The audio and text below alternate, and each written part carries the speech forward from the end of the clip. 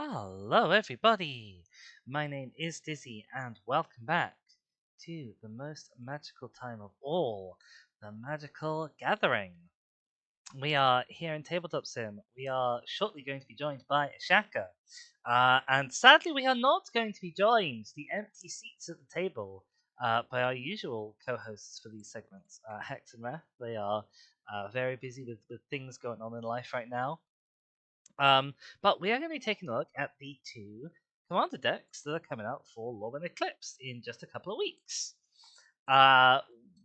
This is, I think, both of our first times looking at any of these cards, apart from I think I've seen like this commander once. So it's going to be exciting. We're going to see what they've gone for. It's going to be interesting.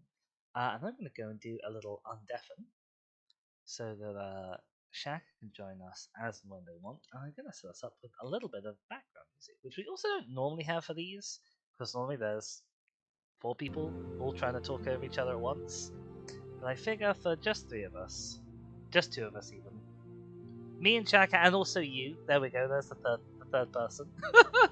For just 2 of us, I think we can probably stand to have a little bit of 10 hours of Celtic music. Hello. Hello. Hello. How's it going? It's going okay. How's it going with you? It's going pretty good. I've just set up some background music for my peeps who is over on this side. I just go with what I do every time for these streams because the first one of these streams we did was the Final Fantasy ones. So I went with like lo-fi Final Fantasy music and I've stuck with that ever since. Can't do any harm. We're talking about magic.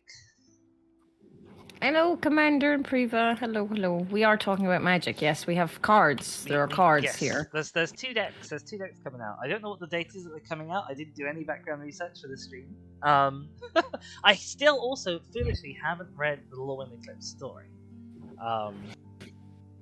But yeah, there's 2 decks.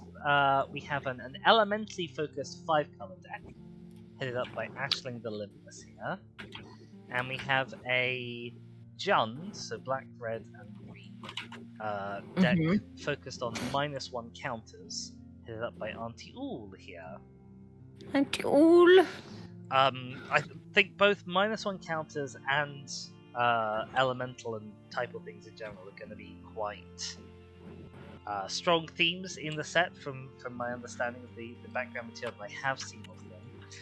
Which one would you like us to launch off with first? Well, how about we let the canon decide? Oh, an excellent decision. Although the canon is entirely red, so it feels a little bit rigged. Why is it red? Why is it completely red? Why are you the only player? What is wrong with Tabletop Sim? I have no idea. Oh, there I'm we go. here. My name is here. I clicked on it and it's fixed itself now. Okay, sure. Do you want to fire it again? Okay, it's still me. Alright, and we have... So this is... I don't know if you have a deck that you're more excited about of the 2 of them. I haven't looked at anything to do with these decks, Dizzy. I've been busy and stressed and sad. You have been busy, it's very true. This is the one that I'm more excited about of the 2. Okay. So this is Ashling the Limitless. She is a 3-cost 2/3. She gives elemental spells that you cast from your hand evoke 4. Evoke is a mechanic where you treat a creature with an ETB effect, basically like it's a sorcery spell. So you cast it for cheaper, you get the effect, and then the creature immediately goes away. Okay, interesting. In this case, she's giving other things evoke 4. This is quite an amusing card because apparently on day 1, that first line of text is going to have 2 different Oracle text erratas to it. I have no idea what you just said means. So, the text they've written doesn't quite work the way they want it to work because of unusual things about how the rules work. Okay. I can go into the Surely they would know how the rules work and they should just write it correctly. Well, you would think. What? So the way the rules work as written, technically, Evoke is 2 different abilities. one of which gives it an alternative casting cost, and the other of which is a triggered ability that happens upon the creature entering the battlefield. So, as written, because it says elemental spells have Evoke 4, technically what it means is that if you cast the spell for its Evoke cost of 4, and then Ashling the Limitless leaves the battlefield, that spell no longer has Evoke 4, because it's an ongoing effect that Ashling has that gives it Evoke 4. So according to the rules as written, and this card as it is written, if you remove Ashling from the field before the creature you've cast comes in, then the creature you've cast comes in and doesn't have the second part of the Evoke ability to sacrifice itself. So you have just cast it for 4 colorless, or 4 of any color, instead of for its normal casting cost. And that's not how it's intended to work. So the Oracle text is going to be updated to say they gain Evoke 4, and if they gain it, then they'll keep it for as long as they have it. And the other errata to that first line of text is they're changing it to be elemental permanent spells, because one of the things that Lorwyn is particularly known for, and I'm sure there'll be some of them in this deck, is the Kindred card type, which gives creature types like elemental to non-creature spells, including non-permanent spells that won't ever come in. And so casting them for their evoke cost again would just be a straight discount. Yeah, so Ashling the Limitless, already slightly broken. I do think it's a really pretty card. This is a stunning pretty card. It is very, very pretty. Very, very pretty. Her second line of text. We haven't even got to the second line of text. No, because I asked you to clarify a thing. I was like, I don't know what those words mean. Her second line of text says, whenever you sacrifice a non-token elemental, so for example, if because you've cast it for its evoke cost, you will create a token that's a copy of it, and it gains haste, and it lasts until the end step unless you pay 1 mana of each color. Okay. So in total, what she does is she'll let you pay 4 mana instead of the casting cost of an elemental, and in return you'll get its enters trigger twice, because it enters, you sacrifice it, and then the token enters. And then token comes in, and you'll get to keep it around for 1 turn cycle. I think in practice, nobody's, or certainly for not very much of the game, are you ever going to be paying the 4 evoke cost and then Wooburg? Because that's 9 mana, including all 5 colors. That's going to be quite an ask. So I think that's kind of wild. The last bit there, like, sacrifice it unless you pay this, in practice is not going to be happening very much. No. It's one of those lines of text that Wizards likes to include for the sole purpose of making this into a 5-color commander. And it's not the worst design for like a 5-color commander that I've ever seen, because that is probably still the 5-color Spider-Man. That's a pretty terrible card from a design perspective. But I don't think anybody's realistically using that last line very often. And I would see, as somebody who thinks that, like, limitation breeds creativity, part of me kind of wishes that they'd stuck with it being a more limited slice of the color pie. But actually, pretty much all of the colors on there could be part of that effect. It's like you're paying to make a permanent copy of something, which is blue definitely has to be there. You're paying to avoid sacrificing something, could easily feel like a white thing, but black also has its own effects that like stop you sacrificing stuff. And making a permanent copy, it can be a blue thing, but it can also be a simic thing, so it could be a blue-green thing. Blue-green, yeah. So the only color that like you could reasonably remove from that mash of colors at the end there is red, and she's already red. Yeah, she is red herself. So it wouldn't actually make much difference. So it's I don't mind this sort of jamming in of the 5 colors. It's a little obvious, it's a little on the nose, but like I don't mind it as much as I've minded some of them in the past.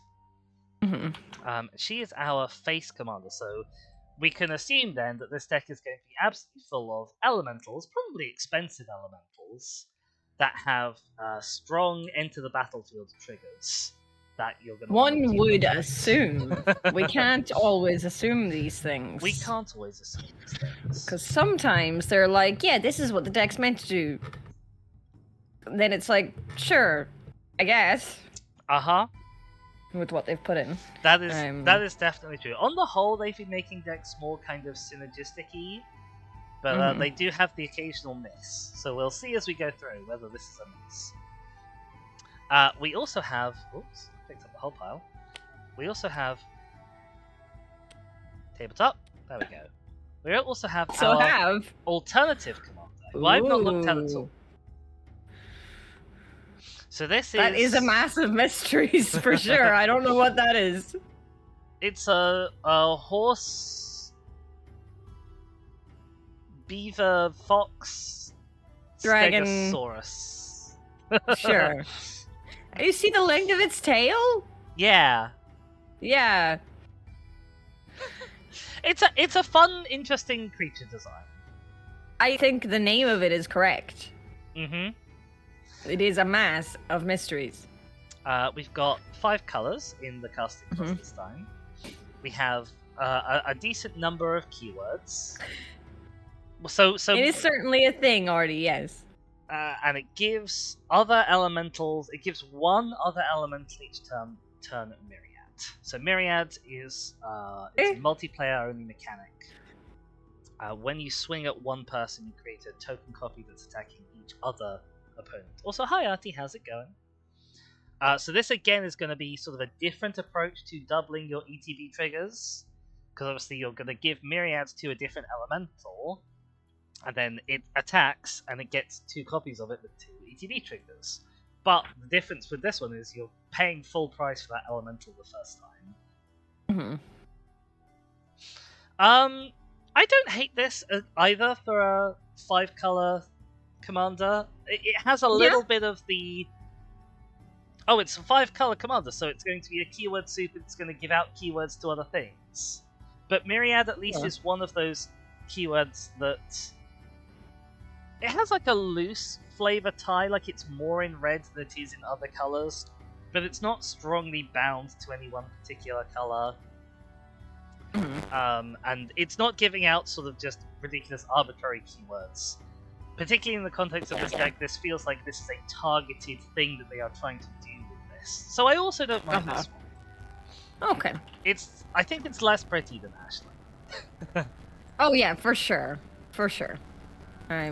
It's much duller colors, like, for prettiness sake. But yeah, I am happy to let you kind of read out most of this deck, and I'll do the next one if you want. Like, sure. If that makes sense, rather than us going back and forth. Because, like, previously we've had Hex here, and it's like, I'm excited about this thing, and I'm excited about this thing, and we take a thing, and, like, yeah, it's just... It's different! It is very different not having them here. Bless them. So when we last did this was we looked at the Edge of Eternity's commanders, which was the last of the commander decks they did half a year ago. Can you believe? And that's kind of wild. For both of those, I kind of thought that I liked the secondary commander a little bit more than I liked the face commander. So particularly the Hearthull deck, which I own. Yes. I really liked Zarel the Genesis Shepherd, who was the secondary commander. For this deck, I'd have to have a look at the actual cards in it to see which I like more. Yeah, to see what kind of seem to work better. Like, if it's packed full of really expensive elementals, then you're going to want to run Ashling so you can actually get them out. But if it's got sort of more moderately priced elementals that you stand a decent chance of casting a few different ones of them throughout the game, then Massive Mysteries is probably a bit better, because there's not much point... I think there's not much point doing Ashling's thing on something that just costs 4 mana anyway. Yeah. You know, like, okay, yeah, you get to double the trigger, but you also don't get to keep the creature. So unless the creature's stats are really rubbish, and you really do only want it for that Enters trigger. We have some basics. We have a decent stack of basics. We have 16 of them. These are the same full art basics as in the main set. So we will not dwell too long, but I do like the swamps are cool. I like the swamps. Cool. So I don't know actually if these are the correct full art basics for this deck. For this deck, yeah, I know. Each deck, each basic land in Lorwyn Eclipsed has 2 full arts. One for the Shadowmoor side of the plane and one for the Lorwyn side of the plane. And it looks like these are all the Shadowmoor ones, so they're sort of ominous and spooky and at night.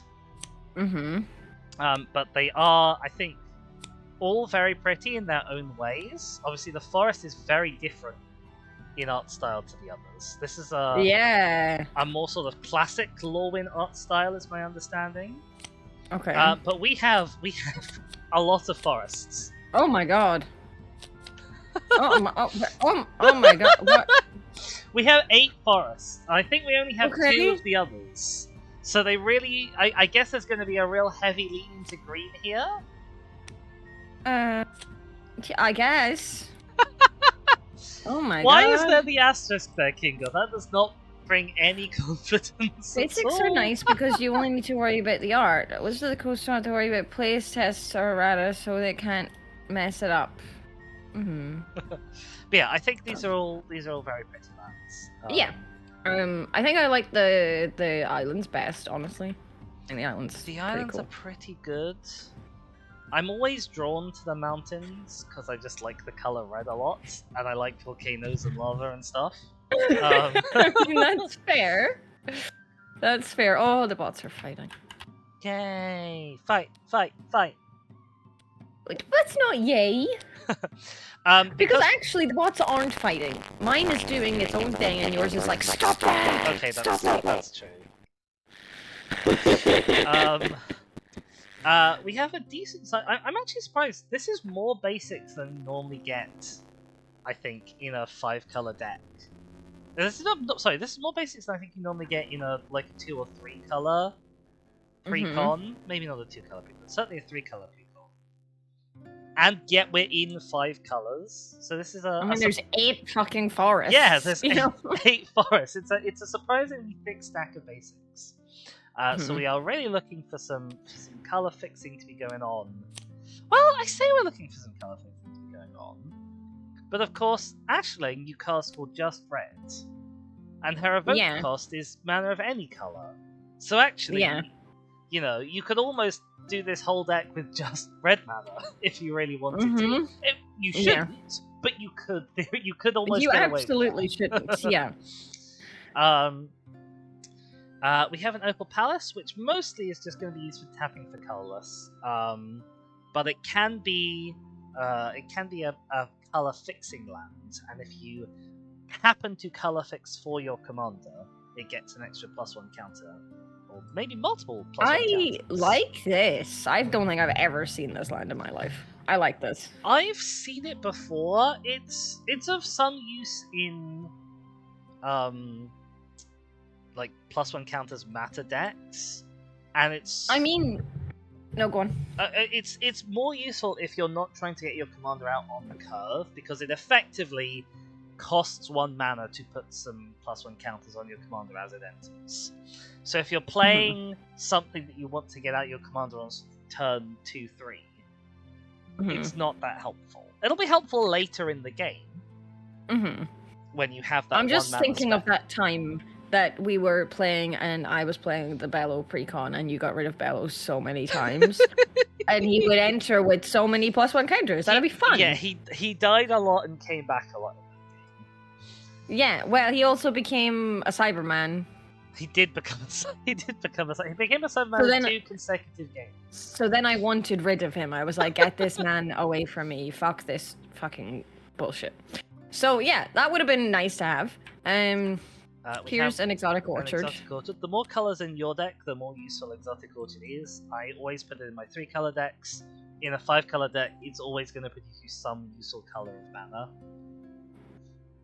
I mean, it produces colors that the other deck produces. Yes. So like if I have a 3-color deck, then it's more likely that someone at the table has colors in common with me. Oh, I guess, yeah. Whereas if I'm running like mono red, then it only is useful if an opponent has red in their deck. This is a gorgeous artwork. This secluded courtyard is gorgeous. I want it. So pretty. I want this. I want this right now. A great land, obviously, for typal decks. And it's really pretty. I assume this card, this version of this card, is going to be somewhat demand for that combination of things. I love it. It's so beautiful. We have an abundant countryside, which I've not seen before. I don't know if I've never heard of this. I have a list of all the cards that are new for this thing open. Let me go have a quick glance. Okay, this is a new card for these commander decks. So there's 12 new cards, including the commander and alternate commander in each deck. This is one of the new ones. This taps for any manner of color for a creature spell, which I think is also going to be an extremely useful land to have in a lot of decks. Like this is actually kind of effectively secluded courtyard, but better in a lot of cases, because they both. I mean, the last one is kind of weird to me, but maybe I'm not understanding how that's helpful to spend 6 mana to create a 1/1 token. The answer is it almost certainly isn't going to be, but they do occasionally put lands out that will make you tokens. But they're always very expensive ways of making tokens because, well, they're on a land, so you're not like losing a card in your deck to put this in your deck, right? Because it's just going in a land slot. Yeah, 6 is a lot. 6 is a lot. I think the going rate is normally 4, but that's including that feels more correct to me. But 6 is so much. 6 just to create a 1/1. Effectively 7, of course, because you're also tapping this card. Yes. I guess it's because it's a shapeshifter creature token, so it's maybe slightly more useful if you're doing something typally. I guess. But yeah, I think this is pretty much a straight upgrade from things like Secluded Courtyard. Like Secluded Courtyard, I guess, can also use its colored mana on abilities. Whereas I think it's Evolving Wilds. No, not Evolving Wilds. Oh god, what's it called? Unclaimed Territory. I think is only for casting the spell. So this is for any creature spell. Yeah. It says it's very similar to a Sliver type of card that does the same thing for 5 mana. I wouldn't be surprised if there's a lot of cards out there that have similar things. But really, I'm looking at that 1 mana of any color for a creature spell to be the interesting ability. Then we have Primal Beyond, which I've also never heard of, but that's because it's a very elementally specific card. You reveal an elemental to make it enter untapped, and it taps for any color but only for elementals.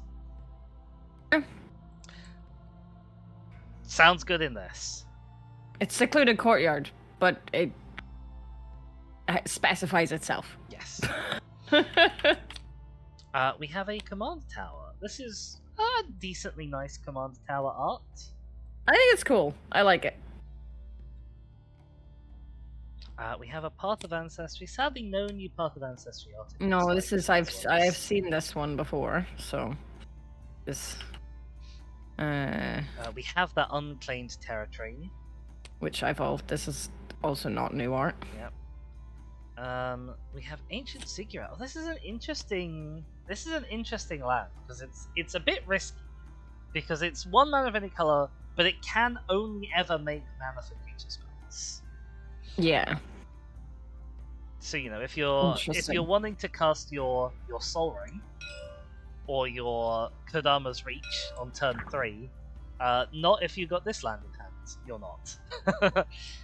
I've always shied away. I think you have to be running a very creature-heavy deck for this to be a worthwhile investment. And even at 34 creatures, 34 is a decent block of creatures. I'm still not sure it's enough. Yeah, that's fair. We have... Okay, so we're now onto our 3 color lands. And because this is a 5-color deck, we have quite a few of these. Yeah, I can imagine. So we have Opulent Palace, Frontier Bivouac. It looks like these are the... This is the Tarkin Dragonstorm art, it looks like. We have a Seaside Citadel. We have a Savage Lands. We have a Sandstep Citadel. Do we have 10? No, we have 6. Odd. Yeah, 6. We have all the ones... Maybe we have all the ones that have green in them, it looks like. Yes, yes, I think so. Does... I thought, I can't remember quite what it's called. It's Spara's something. Spara's headquarters. I believe that I has don't know the what basic land types on it. So that's a different... Yes, you're right, I think. Wow. I only remember that one because I always... when I see it in my hand, I always think it's a Final Fantasy specific card because I read Spara as Spira, and it's not. But anyway, yes, go on. Yeah. So all of the ones with green in, I assume there's going to be a decent chunk of green cards based on this land's layout. Well, based on this and the fact that the majority of the basics are all fucking forests, like. There's some wild choices. And then we have our thriving cards. It looks like maybe just 2 of them. We'll have a look. Hang on. No, we've got more. We've got more. Hang on. Let's get them all out. Let's get them all out. Get all the thriving ones out. So these are 2-color lands, but you get to pick the second color. And we have looks like a full cycle of them. So that's just one of each color. Yeah. And then we have a couple of other 2-color lands. This is a land that turns into an elemental creature, which sure makes sense. Very flavorful. Even if it's not going to proc your Ashling ability, I guess you could technically proc your Massive Mysteries ability if you want to have 2 copies of what is basically just a vanilla 3/3. You could do that if you wanted to.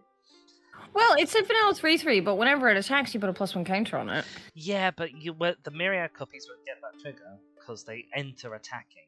They don't attack. Yeah, that's true. Okay, 1 second. Oh, Chaka is being pulled away. You'll have to make our own entertainment while they're gone. But yeah, obviously with a 5-color deck, like the majority. Hello. Hello, I have to leave for a minute. I'll be back. I'm sorry. Okay, no worries. Yeah, I was going to say, obviously in a 5-color deck, the majority of your land base is more about making sure you have access to the right colors than it is about doing interesting things with your lands. You're going to have many fewer lands that do something. So in this case, lands that do something. Path of Ancestry does. I guess technically Abundant Countryside does. This has a cycling ability. And this is a man land. It's a land that becomes a man. Or an elemental. So yeah, not an awful lot going on in the land pile besides colours, but you want colours for 5-color deck. Even though, as I said before, this could almost have been a mono red deck. If you're running the alternate commander, it really can't be a mono red deck. You really do need those colours. Poor old Chaka being called away in opportune moments.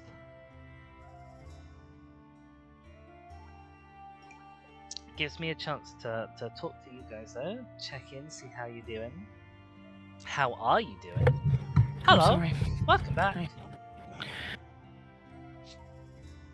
Hi. We have one more non-basic land to look at.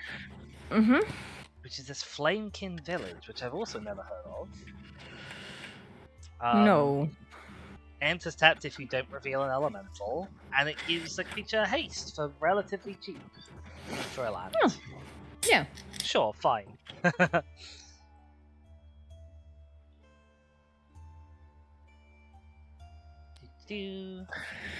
Okay. Is everything alright with you? It's fine, I just get called away for silly reasons that don't actually matter. Oh dear. People could just read, it would be fine. But apparently you need to double check with me because I'm the one who's made the cake before. Oh dear. And I'm speaking quietly in case anyone hears me just complaining. Oh no. Anyway. Yep. We have a Flame Breaker. This is a mana dork in red, still not the most common thing in the world. But it's spending only 4 elementals again. But it is 2 mana, which isn't like 2 mana for a 2 mana dork is not bad. And obviously you're gonna have plenty of elementals to spend this on. Yes. And I guess you actually can, because it's any combination of colours, so you can use this for 2 of your 5 for Ashling's second ability. If you really wanted to keep it around, yeah. We have a Smoke Braider, who is... They're like they're braiding, apparently. I think the exact same thing, except a 1/1 instead of a 2/2? Yeah. Yeah. Yes. One of them is activate abilities of elementals, and the other is to activate abilities of elemental sources. Yeah, I'm not really sure what the word sources, like why they've put that in there instead. So I believe that this can only be used to activate activated abilities of permanents on the battlefield that are elementals. Okay. Whereas this could theoretically be used to activate, say, a cycling ability of an elemental. Right, okay. But it is such a minor and technical difference that in gameplay it will pretty much never come up. Yeah. And I would need to be checked on that to be absolutely certain, but I believe that I believe that's what the difference is saying. So 2 mana dorks in red for elementals. I guess being an elemental has its advantages. We have Incandescent Soulstoke. Okay, a question. Hello. Oh, it's because of the mana cost, isn't it? I was going to say, why have you gone on to a new line so immediately with only 2 creatures here? Yes, it's because of the mana cost. Okay, that's fine. I was like, there's only 2 cards here, Dizzy. What are you doing? Anyway, sorry, there's a method to your madness. There is a method to the madness. I'm very happy to put it up here. No, you don't have to change it if you don't want to. I just thought it was... I was like, what is going on? So this is a lord. This is an elemental lord, which means it's a creature that gives other things of the same type +1/+1. Or other things of a certain type +1/+1. They're always handy to have. Little anthem on a stick. Very nice. What does his other ability do? 2 mana, tap. Oh, you put an elemental creature card onto the battlefield for a turn, and it gets haste. And then you sacrifice it at the beginning of the next end step. Yeah. The next end step, not your next end step. Yes, so if you do this on an opponent's turn, you don't get it. And you don't get it for your turn still, you only get it for their turn. But I mean, a way to sneak out... Again, I'm assuming this is going to be a deck all about big ETB effects. A way to sneak out an ETB for 3 mana. Pretty I think it'll be really this kind of deck. I think it'd be really, really funny if we have like no good ATB effects. It would be extremely sad. It would be so sad, but I'm like, and it'd be so stupid. But like, I'm like, this is hilarious, actually. Yeah. So this just from what I'm seeing already, this feels like this wants to be a very aggressive red deck that is technically a 5-color deck. Like, you're plopping out a big creature for not much mana. It's only lasting a turn, so you really have to hit hard. I'm wondering when all the green's gonna happen, though. Yes. There has to be so much green in here. Like, so far it's 4 red creatures, you know? We have an Eclipsed Flame Plume. When it enters, look at the top 4 cards of your library. You can reveal an elemental, island, or mountain. Put it into your hand. Sure, it draws you a card, but only an elemental, island, or mountain. Yeah. Possibly it's an ETB effect. It's our first ETB effect. It is, yes. We have a Realm Walker. This is technically a multi-realm effect, but not one that you particularly care about doubling. It lets you cast... In this deck, it's going to be elementals from the top of your library, which is a very useful form of card advantage, honestly. Like, it's not a common one, and it's kind of situational, but like being able to cast cards off the top, because the top card of your library constantly replaces itself. You know, if you have the if you have the right setup in your deck, you can get like 3 cards worth of card advantage by just casting off the top of your library every time. Yeah. You were gonna say? I immediately realized I was wrong, so it doesn't matter. No. But it's also our first green spell. Yes. Then we have Endurance, who has Flash and Reach. He's a 3/4 Reach for 3 mana, not bad value. When it enters, what card player? It's Graveyard Hate. Sure, and it has it's Graveyard. It clears the graveyard. It has Reach. It has Flash. Those are all individually useful things to have on the cards. And it has its own evoke cost, so you can cast it for like 3 for free if you just exile a card from your hands. I'm always a bit iffy about things that you can do at instant speed while you have no mana open. I don't think I love that as a concept for Magic. As free spells go, this is not the worst. Welcome, Interest Rights. Thank you so much for the hand keep. I will get on that. This is indeed the premier Magic the Gathering review stream on Twitch, and if you think that there are other Magic the Gathering streamers who have more insightful commentary and bigger audiences, then you're wrong. Maybe you should all contact Wizards of the Coast and tell them. Yeah, you should all contact Wizards of the Coast and tell them so that they give us free Magic stuff. That'd be great. Oh yeah, you should go to email me at wizardsofthecoast.com, which is definitely a real email address. Yeah, and you should specifically say that like we're your favorite Magic content streamers, and you'd love to see us get cards and decks to preview in future. So we can do this with physical cards. Yes, exactly. Oh my god.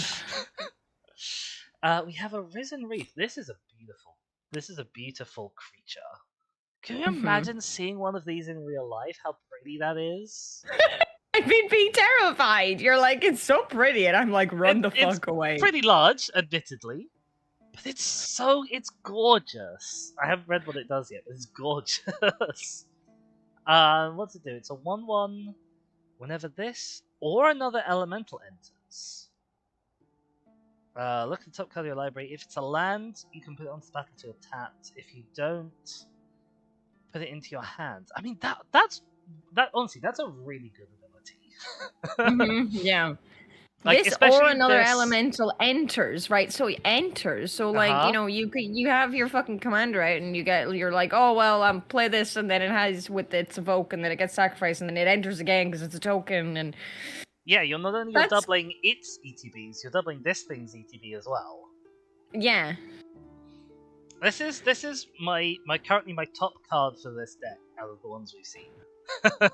Yeah, because like this one, you wouldn't evoke it. You would just play it and have it there, and then evoke other things and be like, here's all my lands. I think if you got the colors for it, I think I'd probably put this down turn 3 and Ashling down turn 4. Because Ashling, again, it's not a card that you need to have out like instantly. Like, she generates value well, so you want to have her out soon. But you know, yeah, this turn 3, Ashling turn 4. Then you've had an extra turn to try and get your 4 mana on the battlefield for the evoke 4, and you can start, you know, doing crazy things, either ramping or drawing crazily, while doubling whatever effects you're actually trying to do. This is a card I love. Not an elemental. This is our first non-elemental, unless you count Realm Walker, which I don't. It's a tree folk, but it adds. It adds mana, and it gets bigger for each color among things you control, which is normally like a really staple thing in a 5-color deck. If you can plop out Massive Mysteries, if you've got Massive Mysteries as your alternate commander, it's pretty useful. But with Ashling, you know, like, it's kind of just whatever. Ashling's only 1 color. And okay, it's a different color to Feybarrow Elder, so we have Ashling and Feybarrow. You've at least got 3 colors going on, and a 3-mana dork. A 3-mana Vigilance 3/3 that taps a 3-mana. I guess that's still a good rate, actually. It's still a good rate, but it's not as synergistic as it is in a lot of other 5-color decks. Yeah. Transfer says it's large. It's only a 1/1, so you could probably take it. I guess. I'm not convinced I have a power statistic in Magic the Gathering. I've seen some other things that are 1/1s. Like, this lady seems to have fire that they're shooting from their fingertips. I can't do that. No, she only braids smoke. This one braids flame. It's only smoke, it's fine. Yeah, okay, sure. We have Selvala. Another interesting choice of mana dork. I feel like it's generically a good mana dork. Yeah. And I guess you might be getting that draw effect more often if you are plopping out big elementals, and then they go away. Like, because obviously you plop it out. If it's the strongest power on the board, you get a draw immediately. It sacrifices itself. You get a token. You draw immediately, and it goes away at the end of turn, so that it's not like obstructing you for when you play an elemental next turn. Yeah. I guess that's potentially a solid draw engine if you have the big elementals, and you're gonna need the really big elementals. And as a mana dork, she's pretty okay. Like, obviously, if you don't have your big mana dork out, if you don't have your big elemental out, she might not be tapping for that much mana. But once you've got it out, if it's a 5 power elemental, then she's paying for Ashling's effect pretty much on her own. Yeah. So again, not a bad choice of dork. I looked at her and was like, oh, I'm not sure. By the time I got to the end of her ability, I was like, yes, I support this. I'm just thinking about the last time that Selvala worked out really well for me. That was very funny. I was like, so I'm just going to tap her for like 20 something mana. That was a really big squirrel, or was it Yuna? No, that was Yuna. That was Yuna, yeah. Yeah, that was kind of wild. Everything was going crazy with +1s, I think. Okay. Okay, what we got now? 4 mana. We have Omnath, a well-known, well-beloved elemental. It's got a landfall ability. I'm not thinking of this very much as a landfall-y deck so far. We've had 4 mana dorks. Yeah, I mean, Omnath combined with the Risen Reef is pretty wild, though.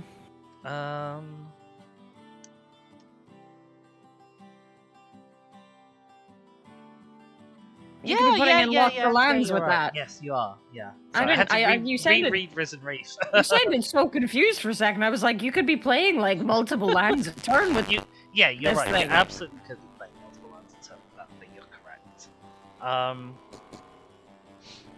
And this could also be drawing you a moderate number of cards. Like in the late game, this could draw you a card a turn, which isn't terrible. Yeah, it's a popular, beloved elemental. It's going to be a popular reprint for this deck, if nothing else. Then this is a boy who I've not seen before. He's not new, but I've just not seen him before. Muse. It's a fish hydra. Yeah. Like, he's got lots of heads. It's an elemental. But they're all fish heads. It's interesting as well, like the diversity of things that are elementals. Because, like, obviously, like the Endurance and the Risen Reef are maybe what you'd classically consider an elemental. Like, they are bits of inanimate stuff brought to life. And then things like Omnath. I like Omnath. He's just made of stuff. Yeah, Omnath I think is like elemental energy animate. Yes. And then you have like the Flame Kid, which are the most iconic Lorwyn elementals, who are sort of fire spirits, but they're like the fire guys from Skyrim, whose name escapes me presently. Sure, I've played Skyrim. Yeah. I know exactly what you're talking about. Yeah, you want to talk about Star Wars too? It doesn't have many elementals. You sure? I'm pretty sure that it's full of them. I've seen all Star Wars. Yeah. Shall we find out what Simmons does? Yeah. Oh, it has a leaves the battlefield effect, which I guess you also double with Ashley. But in a more which makes sense because it has its own evoke. So yes, Kingo is correct. They're called actionates. Thank you, Kingo. When it leaves, you choose an opponent, and you draw up to their hand size. Which, yeah, okay. Like you plop it down. The first thing you do in your main phase, you drop to an opponent's hand size. You presumably play a bunch of cards for the rest of your turn, and then on your end step, it's that you sacrifice it. Well, so the first one comes down, goes away, you draw up, you get in the token, you sacrifice that at the end. Once you've played out all of those cards you've just drawn, you draw back up to that opponent's hand size. Yeah, I quite like that. Yeah, that's fun. Interesting, just for the card itself. Interesting, the evoke cost is also 4 mana. Yeah. They obviously decided that just like being able to choose that it goes away immediately is good enough. This is wild. This is a house and its foundations, I guess. Yeah. It's a fun looking boy. This is a 2/2, and this would definitely kill me in a fight. Like people say, like, oh, this is a 1/1. You could stand up to that. Well, this is a 2/2. It would squash me flat before looking at me. I like this card just in isolation. Like it's a 4 mana creature that also blows something up, or it's just 2 mana to blow something up. Like that's a good rate of return. Hey Penguin, how's it going? Hello Penguin. We have our first black card, Shimmer Creep, also very pretty, if in an ominous kind of way. Oh wow. I find it interesting you call this pretty. Well, it's got lots of colours going on. Okay, the colours I guess are pretty, but like the first thing I see is like big spider legs and like a goat. It does also have big spider legs and a goat question mark face. Like, no, it's just like... Yes, I'm talking about that. That's the point. We are basically around the commander. Yes, we are aware of this. So he's a menace boy. Oh, so he's actually a 5 cost. I need to start a new line. I can count. I promise. We are going to run out of space for new lines very quickly. It's fine. We'll grab that vine swing when we come to it. He is debuting one of the new ability words from Lorwyn Eclipsed. He has a Vivid, which is basically it's basically Feybarrow Elder's like colors matter, but this time it's got a word attached to it. What does he do? When it enters, each opponent loses X life to gain X life, where X is the number of colors among opponents you control. I mean, it's fine, I guess. Yeah, like each opponent loses 5, you gain 5. That's pretty alright. This is one that's going to work better with Massive Mysteries than it does with Ashling. But that's how a Precon should be. Is it should have cards that work differently well with the 2 alternates. Because obviously with Massive Mysteries, you're getting 2 of these every turn, and Massive Mysteries is providing your 5 colors all on its own. Yeah. So yeah, and that when you're draining 10 from each player a turn and gaining 10, like that's going to be scary. Yeah. And if you can afford Massive Mysteries, you can afford this. We have another classic and much beloved card. I assume probably from the original Lorwyn, given that it has Evoke. We have Mole Drifter. He's a classic. He enters, he draws your cards, he has flying. He doesn't have many good stats. No, but like, you have Ashling out, he enters twice. Yeah. You draw 4 cards. We have I thought for a sec this was a cute dolphin boy, and it's actually a dolphin boy. That is certainly something. We have Subterfuge. This is another new card for this deck. I'm sorry, like it's a dolphin head, and then suddenly its arms are like a crocodile, and then is that a dolphin part of its middle part of its body, or is that maybe a shark? And then like it's got wings, it's got 2 sets of wings. Like what is this thing? Yeah, I think it's going dolphin, iguana, maybe shark, dragonfly, eagle. Sure. Oh, and it's actually, I've just noticed it has a whale tail at the bottom as well. Under the waterline. Yes, so it does. When it enters, target creature gains flying, and whenever it deals combat damage to the player, draw that many cards.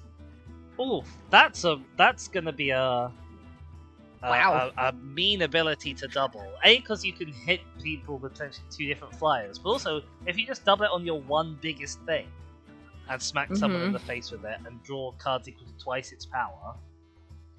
Oof. And this boy comes with Encore, which is its own little way of like multiplying an ETB effect, but for 9 mana. I mean, Encore normally is quite expensive. Yeah, as you can see, Encore is from your graveyard, you make a token copy for each opponent that attacks that opponent. So for 9 mana, you're getting this 3 times in Commander. King says, whale tails probably have the same structure as a dolphin tail? I guess that is probably true as well.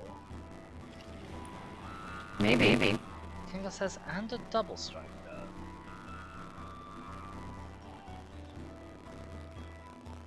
Oh, if you give it to a double striker. Okay, yes, that would be that would also be very, very silly and ridiculous very quickly. Speaking of double strikers, thank you, Kingal, for seamlessly segueing us into our next card. This is Fury. This is another elemental incarnation. Is it another new card? No, this is an existing elemental incarnation. So the incarnations, all the incarnations that I've ever seen tend to have like 1-word names that are concepts. So the classic incarnations that you're likely to see are Anger, which gives all your things haste while it's in the graveyard, and Brawn, which is Anger but green and for trample instead. Bingo says this one did the numbers in Modern. Ah, I see. These are things that we don't know. That our chat. Yeah, I know nothing about any other form. Our chat can provide us with. So this boy, he's a 3/3 double strike for 5. When it enters, deals 4 damage among creatures and planeswalkers. And it's another one that you can cast for free, but this one doesn't have flash. Welcome on in, Stray Cat, I guess? This Chaka, you've been allocated a Stray Cat in your chat. I have been allocated a Stray Cat, yes. Welcome in. Yeah, 4 damage as a removal spell is fine. As a free removal spell, obviously, it's good. A 3/3 double striker is also pretty solid base to put that on. If you double this ETB effect, it's going to be solid. It's not going to be stunning. Yeah. Shriekmaw, on the other hand, has a much better ETB effect to double. Because you're just blowing up a creature. You're gonna... Oh, wow, that's a lot of cards. Oh my god. I think that is probably still more cards than I own. I think I own about like 800 and something according to Moxfield, so definitely more than I own, and that's 1,000 more cards coming. Dear Lord. I wish money. Wow. But yeah, I like Shriekmaw. Shriekmaw's good. Like, its evoke cost is good value for a creature kill card. Obviously, attaching it to a 3/2 unblockable body for 5 mana is a pretty good rate as well. I like Shriekmaw. I hadn't realized Shriekmaw was an elemental. This is another one from the Subterfuge school of elemental design, where instead of doing elementals, they have just sort of sewn a bunch of different creatures together. We have... Oops. Gigantha the Wellspring. There's an elemental elk. There's a 5/5. This is our first, actual big chunky hitter that we've seen. I guess Fury is kind of also a big chunky hitter with double strike. It's a companion, but it's not a companion for this deck. And it taps... Oh, it's a mana dog that taps for Woodburg. Oh! This mana can't be spent to pay generic mana costs. That's interesting. So it could only be spent for colored mana? Yes. Interesting. That is very interesting. Oh. And a great match, obviously, for Aisling.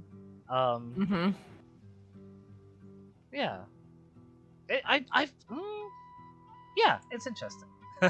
Yeah, I mean, if you have this out, if you paid its own mana cost to get it out, and you have it out permanently, and then you get a copy with something that you want to keep, you just tap this and you're like, okay, I've got it. You don't have to worry about anything else, I guess. Well, even better than that, if you can evoke this with Aisling, the real one comes in.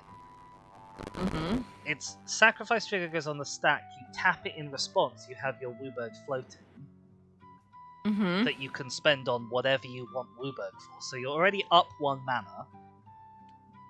Then the token copy comes in. The token copy has haste, and so will pay for itself if you want to keep it around on your end step. Yeah, I guess. So that's a pretty nice combo.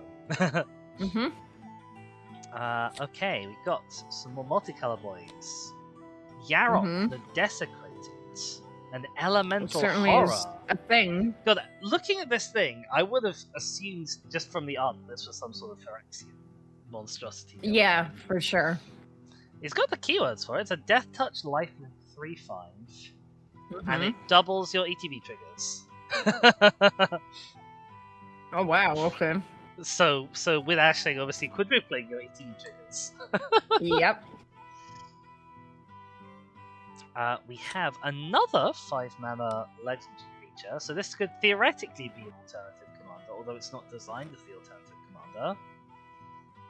5/5 Vigilance, Trample, Haste. Play an elemental from your graveyard for Wooburg. Sure. You're gonna have lots of elementals in your graveyard with Aisling. We have an Ingot Chewer, and isn't it sweet? I would let him chew every ingot that I can find. Sure. You seem unconvinced. I guess. To be fair, where are his eyes? Yeah, okay. Are all of those things eyes, or does he have no eyes? I think they're all eyes, but I'm not certain. Okay, well, either way, I'm like, if they're all eyes, he freaks me out a little bit. If he has no eyes, he freaks me out a little bit. Fair? Just from the way he looks, he's kind of like, oh yeah, you're cute in a creepy way.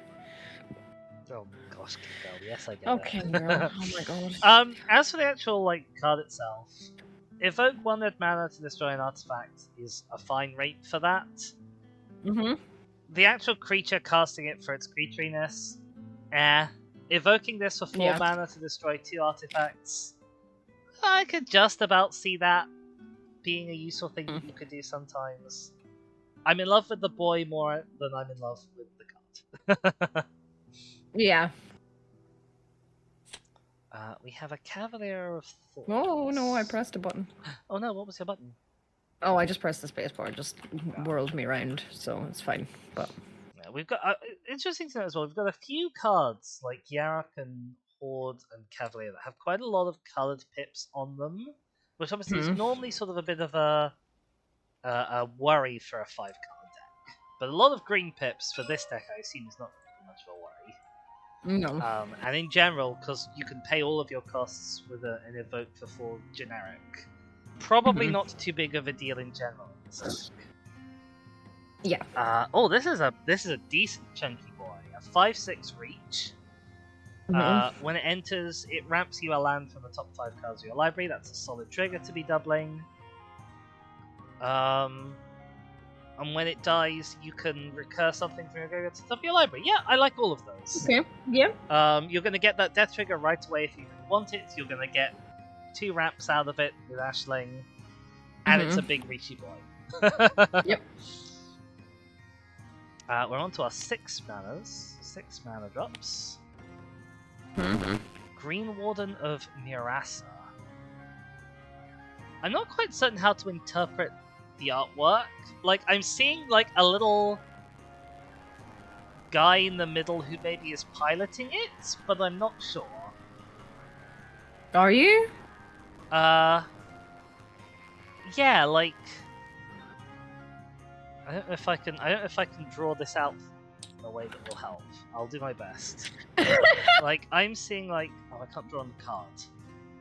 It's rocks, I feel like.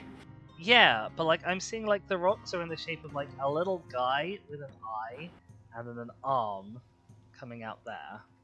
I guess I just thought it was rocks gathered up by the like wrapped around branches. Maybe that's what it's supposed to be.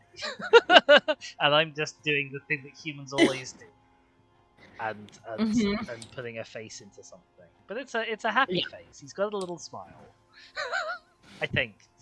I guess. It's a 5/4. When it enters, you get a card back from your graveyard. When it dies, you get a card back from your graveyard. You're going to get both of them twice. I don't include loads of recursion in my decks when I make them, and that probably is a weakness of them. But I think it's also it's a rough thing to include a dedicated slot for. Like in this is a fairly efficient use of that slot because you're potentially, you've got one card that's going to recur 4 different things from your graveyards. But yeah, you could do worse. We have Lamentation, who is also destroying a creature on entry, but it's without the Shriekmaw limitations. And it's a big chunky boy, and it's getting you a little bit of life. And this guy has Encore, so Encore. Because the real one is going to your graveyard when you evoke it, you can do the Encore thing, whenever you like. Yeah. It is 8 mana, but it's 8 mana for destroy 3 things and get some temporary big boys, which isn't terrible. That's pretty solidly alright. Quite happy with Lamentation. Also an interesting look. I guess the lamentations are coming from all of its mouths. I guess. It's got a whole chorus of lamenting mouths. And where its head would normally be, it just has a lot of crab claws. That is a fun creature design. I could steal that. It's sure interesting. Another elemental incarnation, we have Jubilation, which is just a smug-looking deer snake. Yeah! With many legs. Or it's just, it's not those, but it's on, I feel like it's sitting on 2 feet to stand up straight. Yes. I can't see them, so then it's got 2 extra legs. Because it's got 6 legs if it's standing on 2 feet. Yeah. Okay, maybe it's more like a weasel or a stoat deer? Yeah. It's a sort of a mini overrun effect. It's +2/+2 and trample to everything for a turn. If you're doubling that, then that's +4/+4 and trample. That's pretty decent for 4 mana. It's +4/+4 and double trample. Yes, double trample. Because that's a real thing. It's a decently sized body on its own. Yeah, an overrun effect is always good for closing out a game, especially in a deck like this where presumably you're hopefully going to end up with some big boys as we get towards the end. We've seen a decent number of 5s, and a bunch of 5s with +2 or +4 to smash over things. Yeah, that's going to hurt people. That's gonna end the game. We have Muldrotha, the Gravetide. This is a name I recognize, but I don't know what it does. It gives you one thing from your graveyards each turn. Again, really good with Ashling, who's filling your graveyard with stuff. Mm-hmm. And it's a 6/6. Nothing too shabby. We have Vernal Sovereign, another elemental elk. It's a popular combination. It's a 4/4 when it enters or attacks. So you're doubling that initial enters ability, and you're potentially getting a third one because it's got haste on the turn it comes down if you are doing the evoke thing with Ashling. You make a green and white elemental whose power is equal to the number of creatures you control. So if you're doing that 3 times, then obviously its minimum base power is going to be 4. 1 for each token plus Ashling. But yeah, those a decent number of those, and they can get big quick. They can be a whole big board quick. Yeah.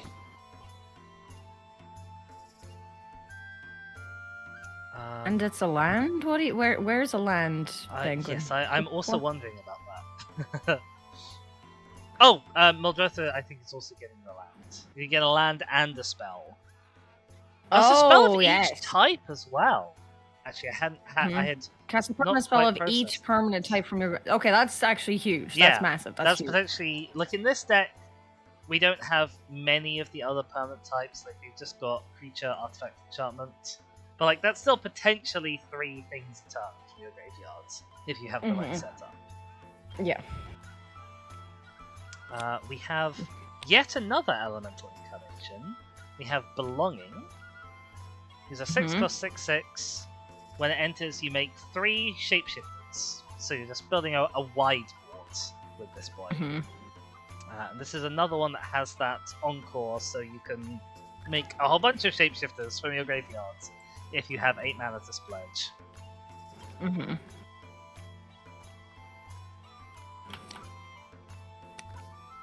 Bane of Progress. I hadn't realized this was an elemental. This is not that useful of an ability to double, but it is a good elemental because it's a board wipe for artifacts and enchantments, and it gets big. Yeah. So this one you're probably not evoking, but it's just a good elemental. And I guess if you've got Massive Mysteries out, then you can wipe the board this way every turn, potentially. Yeah. Which sounds horrible if other people are running an artifact or enchantment heavy deck. Yes. We are onto our 7 drops. I'm going to put them over here and pray we don't have loads. We have Impulsivity. I feel like this one is a new one. Is this a new one? This is a new one. Oh, Jubilation is also a new one. Oh, actually a few of them new ones. Hang on, so Jubilation and Lamentation are new for this. I haven't realized. I think those are and Subterfuge, which we've already mentioned, and Belonging. Okay, so I guess this series of elemental incarnations with Encore. Yes, look, there's a blue one, a black one, a green one, a white one, and now we've got the red one. There we go. So they've made a full cycle of them for this deck. It's a 7/5. When it enters, you get 1 free instance of sorcery from any graveyard. Oh. It's 7 mana is I feel like that's on the higher end to pay for that. But again, you're not paying for that. You're paying for generic for that twice. Yeah. Which is a really good rate of return. And on a 7/5, the 7/5 will help you win a game. Yeah. We have a Titan of Industry, another 7-drop, a little heavy on the green pips. It's a 7/7 reach trample. When it enters, it has 2 things on its ETB. Oh wow, okay. You blow up an artifact or enchantment, or you gain 5 life, which you're normally not going to pick. You get a 4/4 green Rhino Warrior, and you get a shield counter.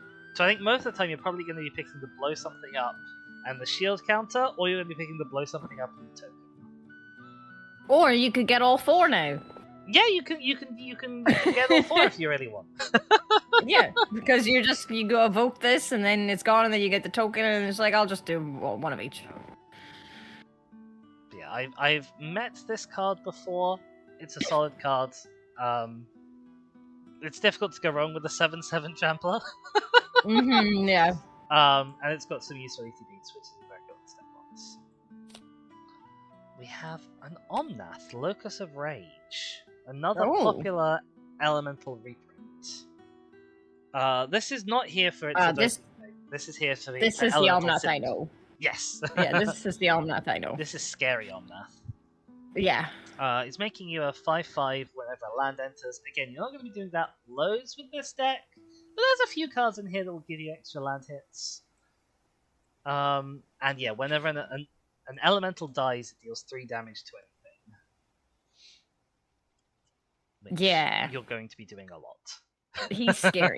You're gonna be sacrificing a lot of elementals. With the myriad tokens are exiled, not sacrificed, so less useful for massive mysteries, sadly. Oh, they're exiled. Yes. Yes. Okay. But also, just in general, another popular reprint. This is going to be a popular reprint. Avenger of Zendikar, a much beloved, again, landfall card. Although here, I guess, is not present for its landfall ability, is present for its enters ability. Where you're just going to make a bajillion plants. Welcome back, Artie. I hope you have good foods. Yeah, you're going to plop down this, and then this again. Make twice your lands in 0/1s. I guess you'll probably want to have at least one land. You'll want to play this before you do your land drop for turn, so you can at least get those 0/1s to be attacking 1/2s. Yes. But yeah, again, another popular card that people will have wanted to see. And our only 8-drop, Maelstrom Wanderer. Oh, I know this guy! You'll be able to figure out why I know this guy. Oh, wow, yeah, I see it immediately. Gives other things haste and has cascades.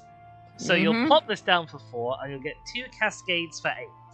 So you could have potentially cast like 2 of these guys, having paid just the 4 mana for this. Sadly, also not an enters ability, but this is taking advantage of the cheaper cost from Ashley rather than anything else. I like that. I mean, I was always gonna like that. That was never really impressed. I mean, like, yeah, it takes advantage of the cheaper cost, but also like that's 4 cascades. Yes. No, because the cascade doesn't double. Oh no, it's because when you cast. Okay, right. Yes. Okay, but still, it's 2 cascades and you get them for cheap. Yes. So.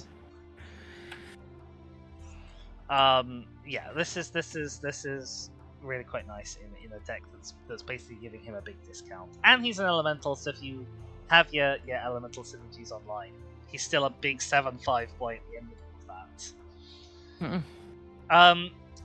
Looking at like the mana curve of creatures here, this is sort of what I'd want to see. Like, we've got quite a lot of the bigger boys that we're going to be casting for discount.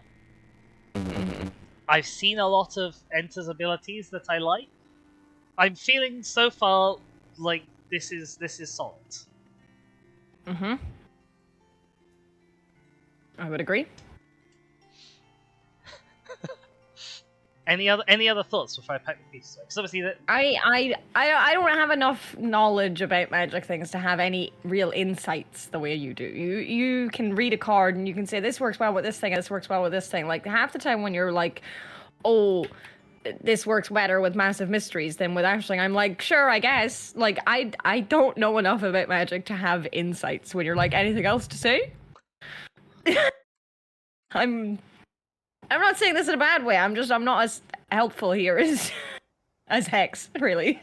That's fair, but you are still greatly appreciated for your contributions that you do make. And I think you do have insights. I think you've had good insights. I've got to get rid of this little stone guy. Otherwise, he's just gonna be there for the rest of the video.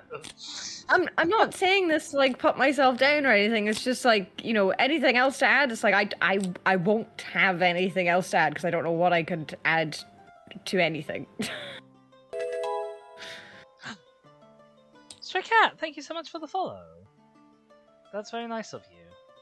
I'm gonna go look at some food in my Discord real quick. Ooh. And be jealous, apparently, because I'm always jealous of it. Oh my god. Oh, that's not fair. Those sound like jealous noises. That's not fair, actually. Ugh. Rude. We're on to some sorceries. Yes, we are. We have a Kodama's Reach, which is a card I really like because it is basically a second copy of Cultivate. But all the Precons normally have Cultivate and not Kodama's Reach. So I'm glad to see these in here. These are gonna be really good in this deck because you're trying to get your color diversity up, so you can get 2 basics of different colors. Yeah, I solidly approve of this. Yep. We have a Distant Melody. Draw 1 for each elemental. Yeah. Sure. When does the Myriad Exiling happen? End of combat. Okay, so you're not going to be able to get that with this, but you're still going to have a bunch of elementals on the field. This is the one thing that wasn't so much in the creature pack that I was wondering if we'd see in the rest of the deck was, are we going to have lots of like typal support stuff? Because in the creature pack it was basically just like Massive Mysteries helps out your creatures once they're on the field, Omnath, and whoever the Lord was. This guy. So I'm excited to see Distant Melodies. Shatter the Sky. It's a board wipe. It's a cheap board wipe. It's a symmetric board wipe, but it's hopefully going to give you a card. I think in practice, controlling a creature with power 4 or greater is a pretty easy threshold to hit. So probably everyone's drawing a card. Yeah, and then probably. You're blowing everything up. But for 4 mana, you know, destroys everything, replaces itself, it's fine. Especially for a Precon board wipe. We have an Elemental Spectacle. And this elemental, if that is what it is sure is a spectacle. Yep. It's a ladybird with snails coming out of its shell. Among other things. Do they count as snails because it's the whole ladybug shell is also their shell, or do they count as slugs? That is a good question. I'm inclined to say snails because I feel like the little facey mouth parts are more snaily than they are sluggy, but that could be total nonsense that I just made up. Are snails and slugs actually different from each other, though? They're their own distinct, like, groups, but they are right next to each other. Right. And there's a type of, I think, snail that has a really reduced shell that is sort of like a... Like, as Artie says, like a half snail. You're half snails, okay. So what's this? Is this a new one? This is a new card for this deck. It's got the Colors Matter Vivid thing. Create a number of 5/5 red and green elemental creature tokens equal to the number of colors among permanents you control. Then you gain so you some could get life. 5. Then you could get 5 5/5s? Yeah, 5/5/5s for 6 mana. If you just control this boy, yeah, pretty fun. Yeah. Honestly, this will go well in pretty much any 5-color deck. Like, it's still going to give you 5/5/5s. Yeah, exactly. It doesn't matter about the fact that they're elementals. Like, they're chunky boys. Semi-snails. Then we have a Haunting Voyage. Okay. 6 mana black sorcery. Choose a creature type. Return up to 2 from your graveyard to the battlefield. Well, you'll have a full graveyard of elementals. If it was foretold, return all creatures of that type from your graveyard to the battlefield. Oh boy! Obviously, the foretell cost is very spinning. It's 7 mana plus the 2 that you spend to foretell it in the first place. But yeah, that's gonna give you a. You've got a big graveyard with Ashling. That's gonna give you a big board. That's gonna be potentially a game card. Yeah, and like the thing is, you'd only want to be foretelling it whenever you have a big graveyard, and by the time you have a big graveyard, like you should have a decent amount of mana. Yeah. You know, so paying 9 for this shouldn't be that difficult. I mean, honestly, like if this is in your opening hand, you'll foretell this on turn 2, because you've not got. Yeah, oh yeah, just sit it down. You know. Yeah, you've not got loads of like astonishing 2-drops. Like your ramp is. You've got some 2-cost mana dorks. But like, you know, your other ramp is 3 cost, Ashling is 3 cost, so it's not vital to ramp on turn 2 because it's not gonna get Ashling out any quicker. So yeah, just having this sitting around waiting. I guess the disadvantage is this is probably the only foretell card in this deck. So everyone's gonna know what it is. So if you were playing the actual Precon rather than like an upgraded version of it or anything like that, people are like, oh, I know exactly what that is. Be waiting for it. Yeah. Oh well. But I mean, if it gets the blue player to just keep a counter spell hanging back and they never use it, that's also a worthwhile use of 2 mana. And then we have our board wipe. Our other board wipe is Blasphemous Act. Yep. We've got a creature in the creature pile that is a board wipe for artifacts and enchantments, so I don't mind having 2 creature focused board wipes here. Blasphemous Act is still not my favourite board wipe in the world, because fine. Like if anything's like a really big problem, Blasphemous Act might not kill it. If it's that big of a problem. Yeah, like that's the thing. Like the game I was talking about where Sylvala did everything, did great. It would have killed none of my creatures in that game. Yeah. Like, but on the flip side, in Commander you're pretty much always casting it for 1 red mana. So that's also very true. Yes. And that is our sorcery. Your gathering choices today are wild to me. They're not consistent in any way. Like for the start, it was highlight and press G, and then like last time I think you like grabbed a couple, and then you like grabbed a row and put the row in the thing, and this one was almost 1 card at a time. I'm like, are you what is? I'm not complaining. I'm just observing you. I feel observed. Well, it's okay. I'm gonna deal with the next deck, and I'm probably gonna do the same thing. So, I'll tactfully move my camera over to this corner of the screen so no one can see. Excuse me. We've got a Path to Exile, one of the best removal spells for a creature. Yep. Second only to Source the Plowshares, which sadly we don't have. But putting both in a single precon, it has happened. It's in one of the Doctor Who precons, but might be a bit much. We have a reality shift, which is very topical at the moment. I guess that's why it's been included, specifically this one. Because obviously in 5 colours, you really do have your pick of whatever removal spells you want. Exile target creature, its controller manifests the top colour of its library. Yeah, that's a pretty good one. Pretty decent removal spell, especially for blue. Maybe I should start with this in my blue decks. We have a Crib Swap. Exiles a creature, gives them a 1/1 in return.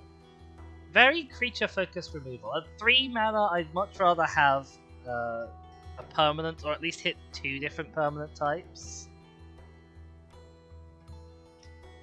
So this is a creature, but it's an instant and it goes away. That's so weird to me. It's a kindred, so it has a creature type, and it can benefit from. So, for example, if Ashling didn't have the errata to say elemental permanent spells, then this would be an elemental spell, and you could theoretically evoke it. You never would, because you'd evoke it for 4 mana instead of 3 mana. But like you theoretically could. Well, yes, you would evoke it for 3, but like surely you'd get to exile 2 creatures instead. Well, no, because like it doesn't enter because it's an instant. I guess okay. That's why they needed the errata, because it's confusing. it's unintuitive, and that's a sin. In I mean, like, I don't know that I ever would have in my brain like said that instants and sorceries don't enter. They're put on the field, so in my mind they've entered the battlefield. So like I don't, but I guess they're always on the stack. They're never on the battlefield. You're just putting them there to show that you've played it. Yes. So you know, that's where my confusion was coming in there. Like that's, you know, these streams are just me being educated. This is not me giving any useful insight into things. I'm just going, oh, I didn't know that. I don't think that's the whole of it, but it is also nice to learn things. I mean, I get schooled by Hex and Meth a lot in these streams normally. We have Return of the Wild Speaker, a fairly solid green draw spell. You're gonna have a lot of chunky boys. You're gonna draw potentially a bunch of cards off of them, and because you're splashing everything out of your hand for 4, you're going to want to refill your hand. And it can also double as a +3/+3 to everything for a turn, which, you know, if all of your things are temporary anyway, +3/+3 for a turn is as good as they're going to get. Doesn't give me trample, is very sad, but it'd just be too strong a card if it did. It's a solid card. Fair. Kindred Summons. 7 mana. Choose a creature type, reveal cards from the top of your library until you reveal X creature cards of the chosen type, where X is the number of that type you have. Put them onto the battlefield for free, then shuffle shore. So if you've got a lot of it, if you're in the late game, you have a decent board, this is gonna like double it. Yeah. That's wild. It's a card that I've sort of toyed with putting in typal decks before and never have. Obviously, like it doubly benefits when you're not just a typal deck, but a typal deck that's full of expensive creatures that you can put out for free, which this is. Yeah. How would you like me to group up the cards? You can tell me once. I'm so sorry. I've made you self-conscious. You don't need to be sorry. I'm messing. I'm being mischievous. That's a surprise. You've never done that ever. Sol Ring. We're still getting a new Sol Ring for every set. Actually, 2 new Sol Rings. We got a different one for this deck and the other deck. It's a pretty Sol Ring. It's one of the better recent Sol Rings. You had thoughts on them. You had thoughts on them. Yeah, I had thoughts on them. They were pretty, except for their... Nothing's gonna beat the Bloomborough ones. No, nothing is ever gonna beat the Bloomborough ones, probably, which is very sad. Apart from maybe some of the secret lairs. Did you have a thought about the secret lairs? I don't remember what I said, Dizzy. Like, they're the secret lairs are made to be fucking pretty or something. I don't know. Well, that's basically it. For context of people listening at home, we mentioned the Sol Rings before stream because I noticed that they weren't the 2 different arts, one for each deck, and I had to go and fix that manually. You're being tormented. I mean, is that anything new? No comment. We have Fellwar Stone. I love it in multicolor decks. It's Exotic Orchard, but it's a 2 mana rock. We have an Arcane Signet, always great in pretty much every deck. Are these bells? I think so. They don't. From what Urdu's adherents invoke its blessings with jingling bells and dancing feet. Where there is joy, there is warmth of the sun. Ah, see, I was about to say I don't know what the Lorwyn link of the bells is, and then you were clever enough to read the flavor text. I read the text. I just saw the word bells, and I was like, I was right, so I'm gonna read it the whole thing. Oh. This is the Arcane Signet you can use in your Silk Song deck. Yes! We have a Chromatic Lantern. It's often in Precons that it's like of limited use in, but I think in a 5-color Precon this is very useful for the making sure you have your right colors. Oh, I've never seen this before. Timeless Lotus. Oh. Taps for Wiburg. Sure. Yep. Enters tapped, I guess, because otherwise it'd be effective with a free spell. Yeah. Yeah, sure, why not? Yeah. a lovely ramp card for 5 color. I'm surprised because I've made a couple of 5 color lists now. I'm surprised I've never actually come across it from Dominant. I guess because 5 mana, 5 mana is quite a lot for a ramp spell. So else, why is it called Wooburg? Because the 5 colors, in the normal order that they appear, are white, which is W.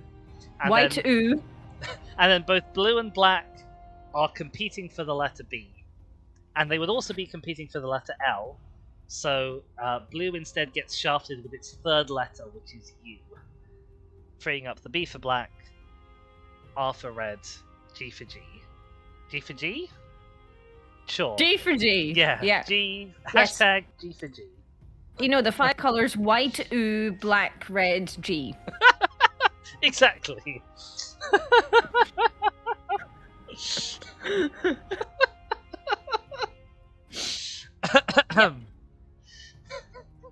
See, sometimes I'm funny intentionally. I'm glad we got that sorted. We have a small pile of enchantments. We have an Abundant Growth, which it pretends to be a ramp spell, but it's actually a draw spell. Because it doesn't actually net you any additional mana, it just color fixes for you. Oh dear, somebody got killed by a bot. It's fine, they were also a bot. Yeah, they were also a bot. Yeah, Abundant Growth. I mean, you do need your color fix. Oh! What's up? Oh, this will only do it in my chat. It's on my chat. I was gonna say I'll ban it. But because I was like, I can ban things because I'm a mod. But it'll only be banned in my chat. Well, we have shared ban list. Chat. So we do. So does it also? I'm seeing now that they have been banned in my little chat monitoring app. Oh, amazing! I didn't do the banning though. I already did the banning. Well done, Artie. You were so excited to exercise your powers as well. Well, I just the thing is, I'm normally things happen in your stream, and I'm just I'm not really a mod. I'm not gonna do anything. I was just I can ban them. No, Artie, you don't need to unban them. Artie's give Shaka their excitement. Give it to them. Fine. Oh yeah. Okay, back to the enchantments. Yeah, no, it doesn't actually ramp. It's just well, if you only had a forest, I guess it's better now, but it's not ramp. I think I'd rather have a 2 mana spell that actually ramps, because there is a similar aura that is when thing is tapped, add 1 mana of any color. I'm pretty sure that aura costs 2. So I'd rather have a 2 mana actual ramp spell without the draw than a 1 mana color fix with a draw. But maybe that's just me. It's one of those cards that they put in a Precon so you can cut it later when you upgrade. And that's fine, that's as it should be. Precons shouldn't be perfect things. No. I've never met this guy before. Cream of the Crop. Cream of the Crop. It's not new. It is 97 wastes! Whenever a creature you control enters, you can look at the top X cards of your library where X is its power. So obviously you're getting this twice, because this is an enters trigger.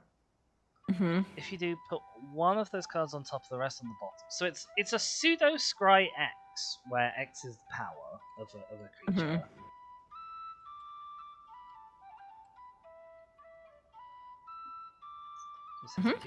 Approach and bring. Wow. Okay. We have an X spell. We have Springleaf Parade, which is very sweet. Is this new? This is definitely very Lorwyn art. Yeah. So this is a new card for this deck. We've got a little changeling. I don't know what the other two little mana darts are. I assume the others are Kithkin, but I'm not certain. When it enters, create X. Oh yes, you're right. It does. That's a pretty good rate of. That's a pretty good rate of return. For 3 mana, you're getting 1/1/1 mana dog, which is great. But for 4 mana, you're getting 2, which is pretty alright. And obviously, above that, you're getting extras for that amount, which is well, yes, but it makes any creature tokens you control have this. It's not just the ones that came in with it. Yes. You know what this would be? You know what this would do well in? This would do well in Canal. Yeah. Because it's making squirrels. Yeah. Give me my squirrels. Yes, well, one of them must be a Kithkin because of the flavor text, I imagine. Oh, yes, I see. You're correct. Come into the light, strange one. All are welcome to bask in Erdu's glow. So the lore behind Lorwyn Shadow. Originally, it was one plane, and it was on a great cycle between the daylight side, which was Lorwyn, and the nighttime side, which was Shadowmoor. They would flip over every sort of few years. And this cycle was being controlled by someone called Una, who was like an evil fairy. And that all got resolved during the plotline of the original Lorwyn block. So of 4, I believe, sets. There was Lorwyn, Morningtide, Shadowmoor, Eventide, I think, across which this story was resolved. And now we're back to Lorwyn. Lorwyn has become Lorwyn Eclipsed, where some parts of the plane are Lorwyn and some are Shadowmoor, at sort of at the same time in different places. And some parts are the Eclipsed places, where it's sort of both.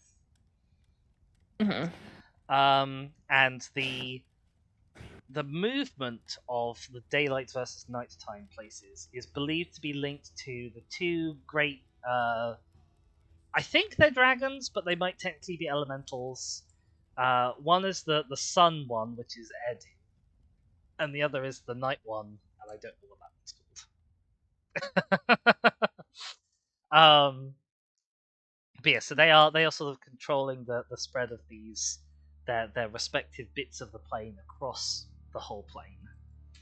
And then every creature has a version of itself as how they appear in Lorwyn, and a version of how they appear in Shadowmoor. And as they cross the boundary from one to the other, they change from their Lorwyn side to their Shadowmoor side.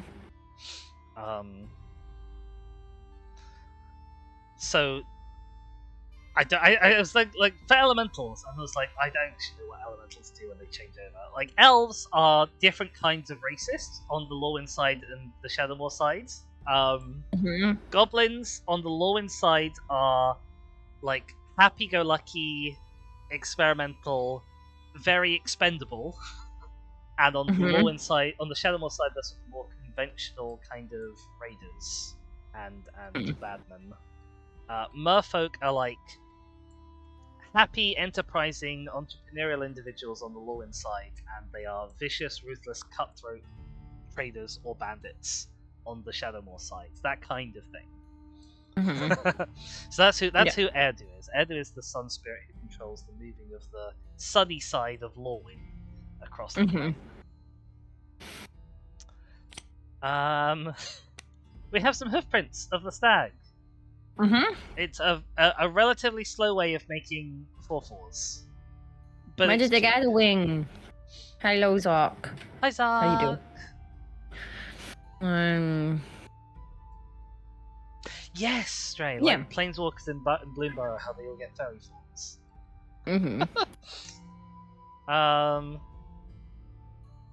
What do we have? Yeah, this is a nice flavorful card. It's not the best. It's probably, I think, one you would end up cutting if you were to buy this deck and upgrade it. But it's a nice flavorful elementally card.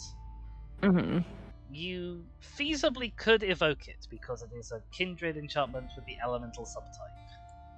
Yep. I don't think you would, but you feasibly could. Here we go. Here's the other aura I was talking about. That's a ramp spell. Fertile Ground. Whenever enchanted land is tapped for mana, its controller adds an additional 1 mana of any color. Artie's right. You shouldn't damage your cards like that. No, Artie is right. Although someone should tell the people who make unsets.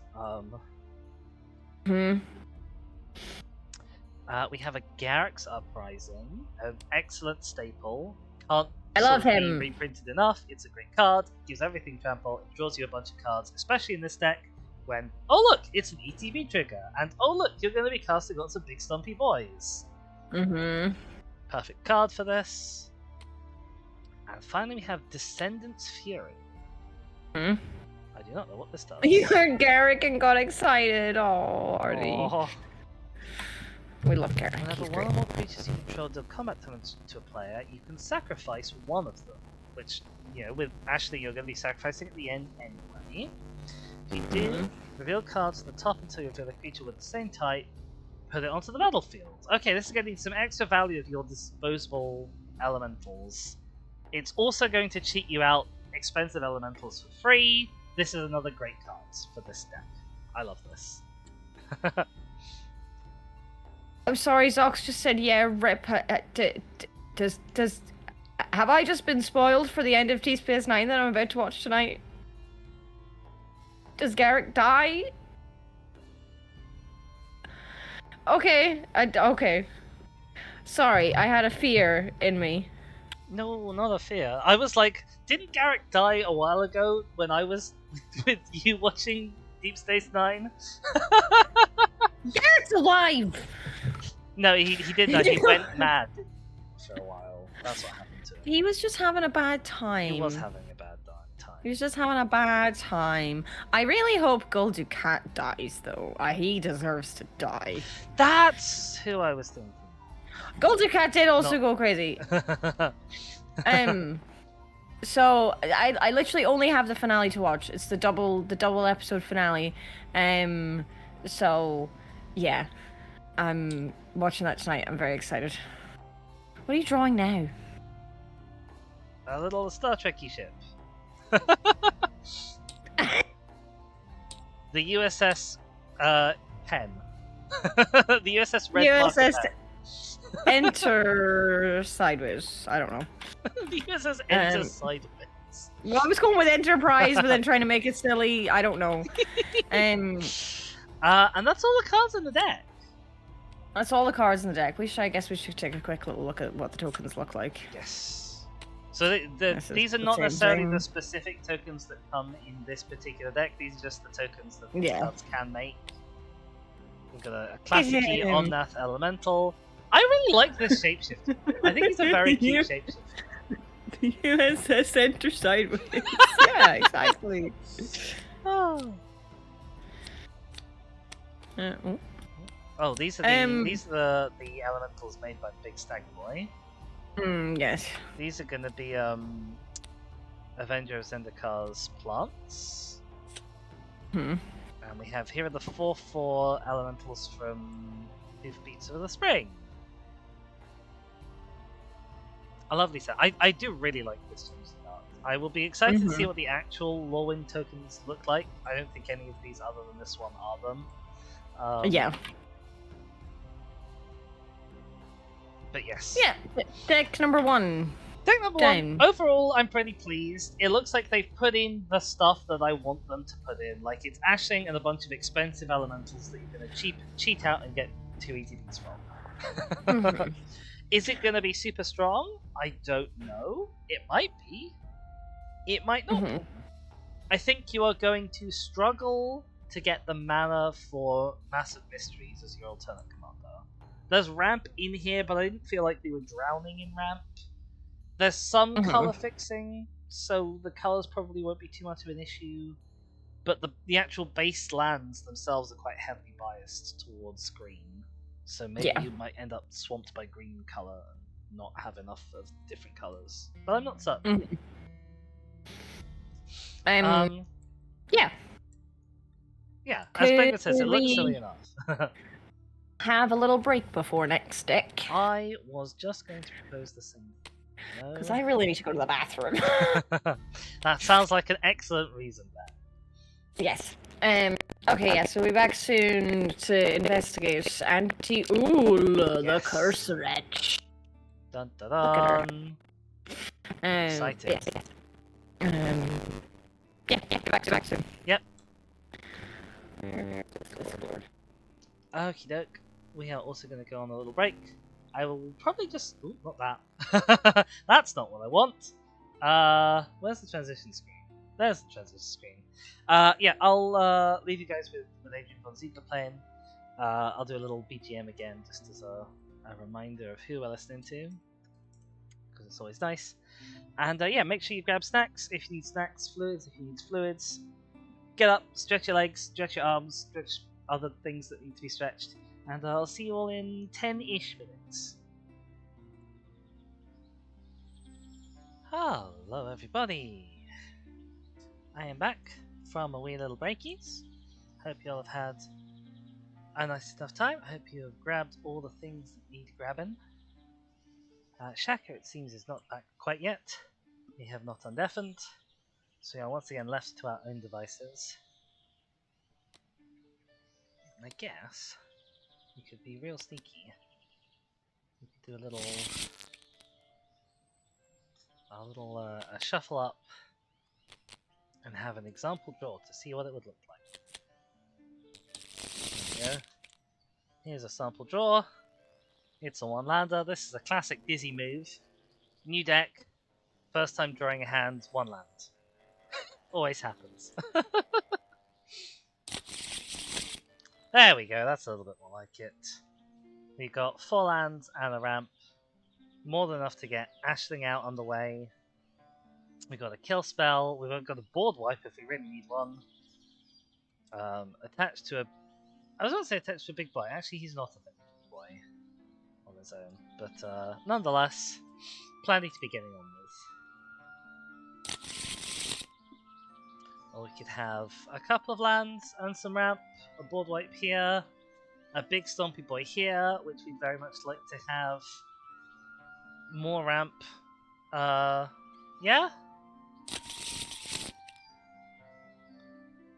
I wonder if we were a little bit light on lands, but we had some of our biggest boys.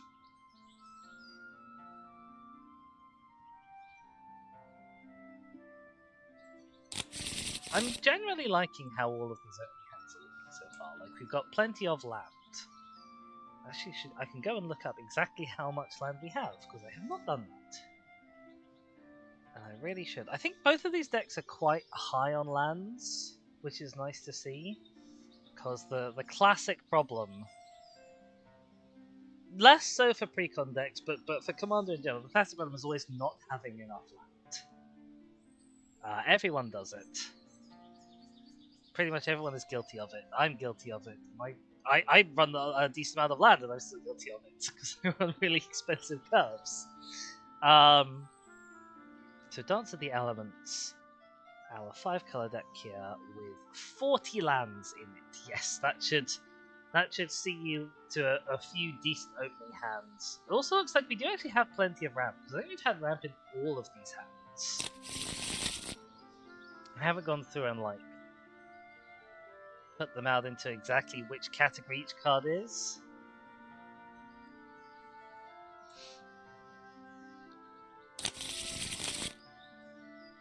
But it feels like we've got an alright amount of ramp. I think this is our first hand without ramp. And obviously, of course, Ashling herself is sort of ramp adjacent.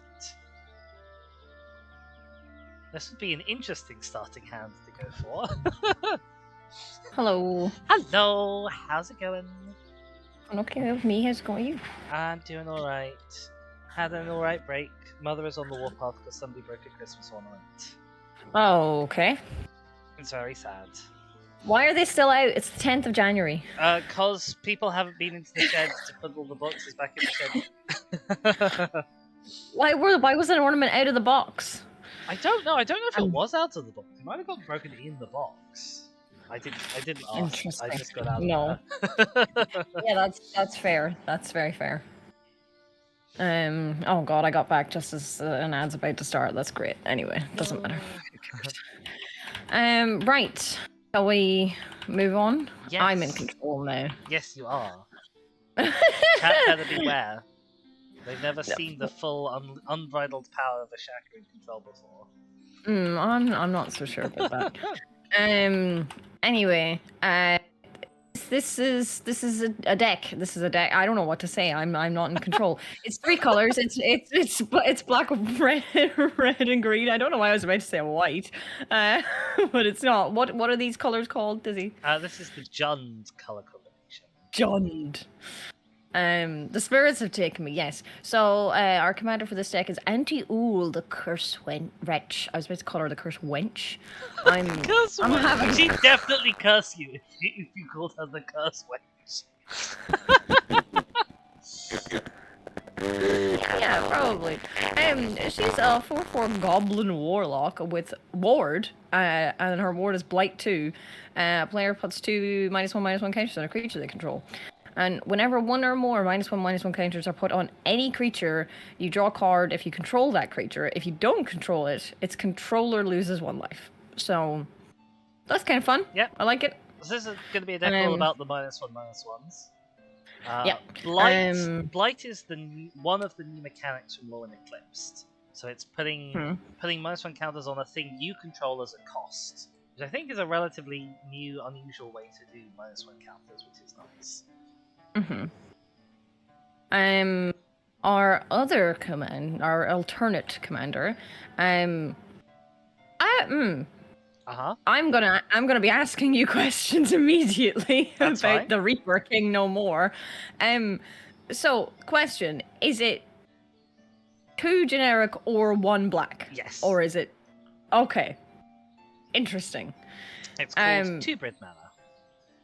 A 2-Brid? Yes. So you could pay 6 if you wanted, for some reason, or you just pay a black, a red, and a green, or any combination of the wildness on casting this card, I believe. Yes. I think it's very interesting to have the 2-Brid mana here, because 2-Brid mana is normally a thing that I say normally a thing. It's not shown up very often at all. It's in I have never seen it. Tarkir Dragonstorm, and I think it's in like one other set, or maybe one other block before then.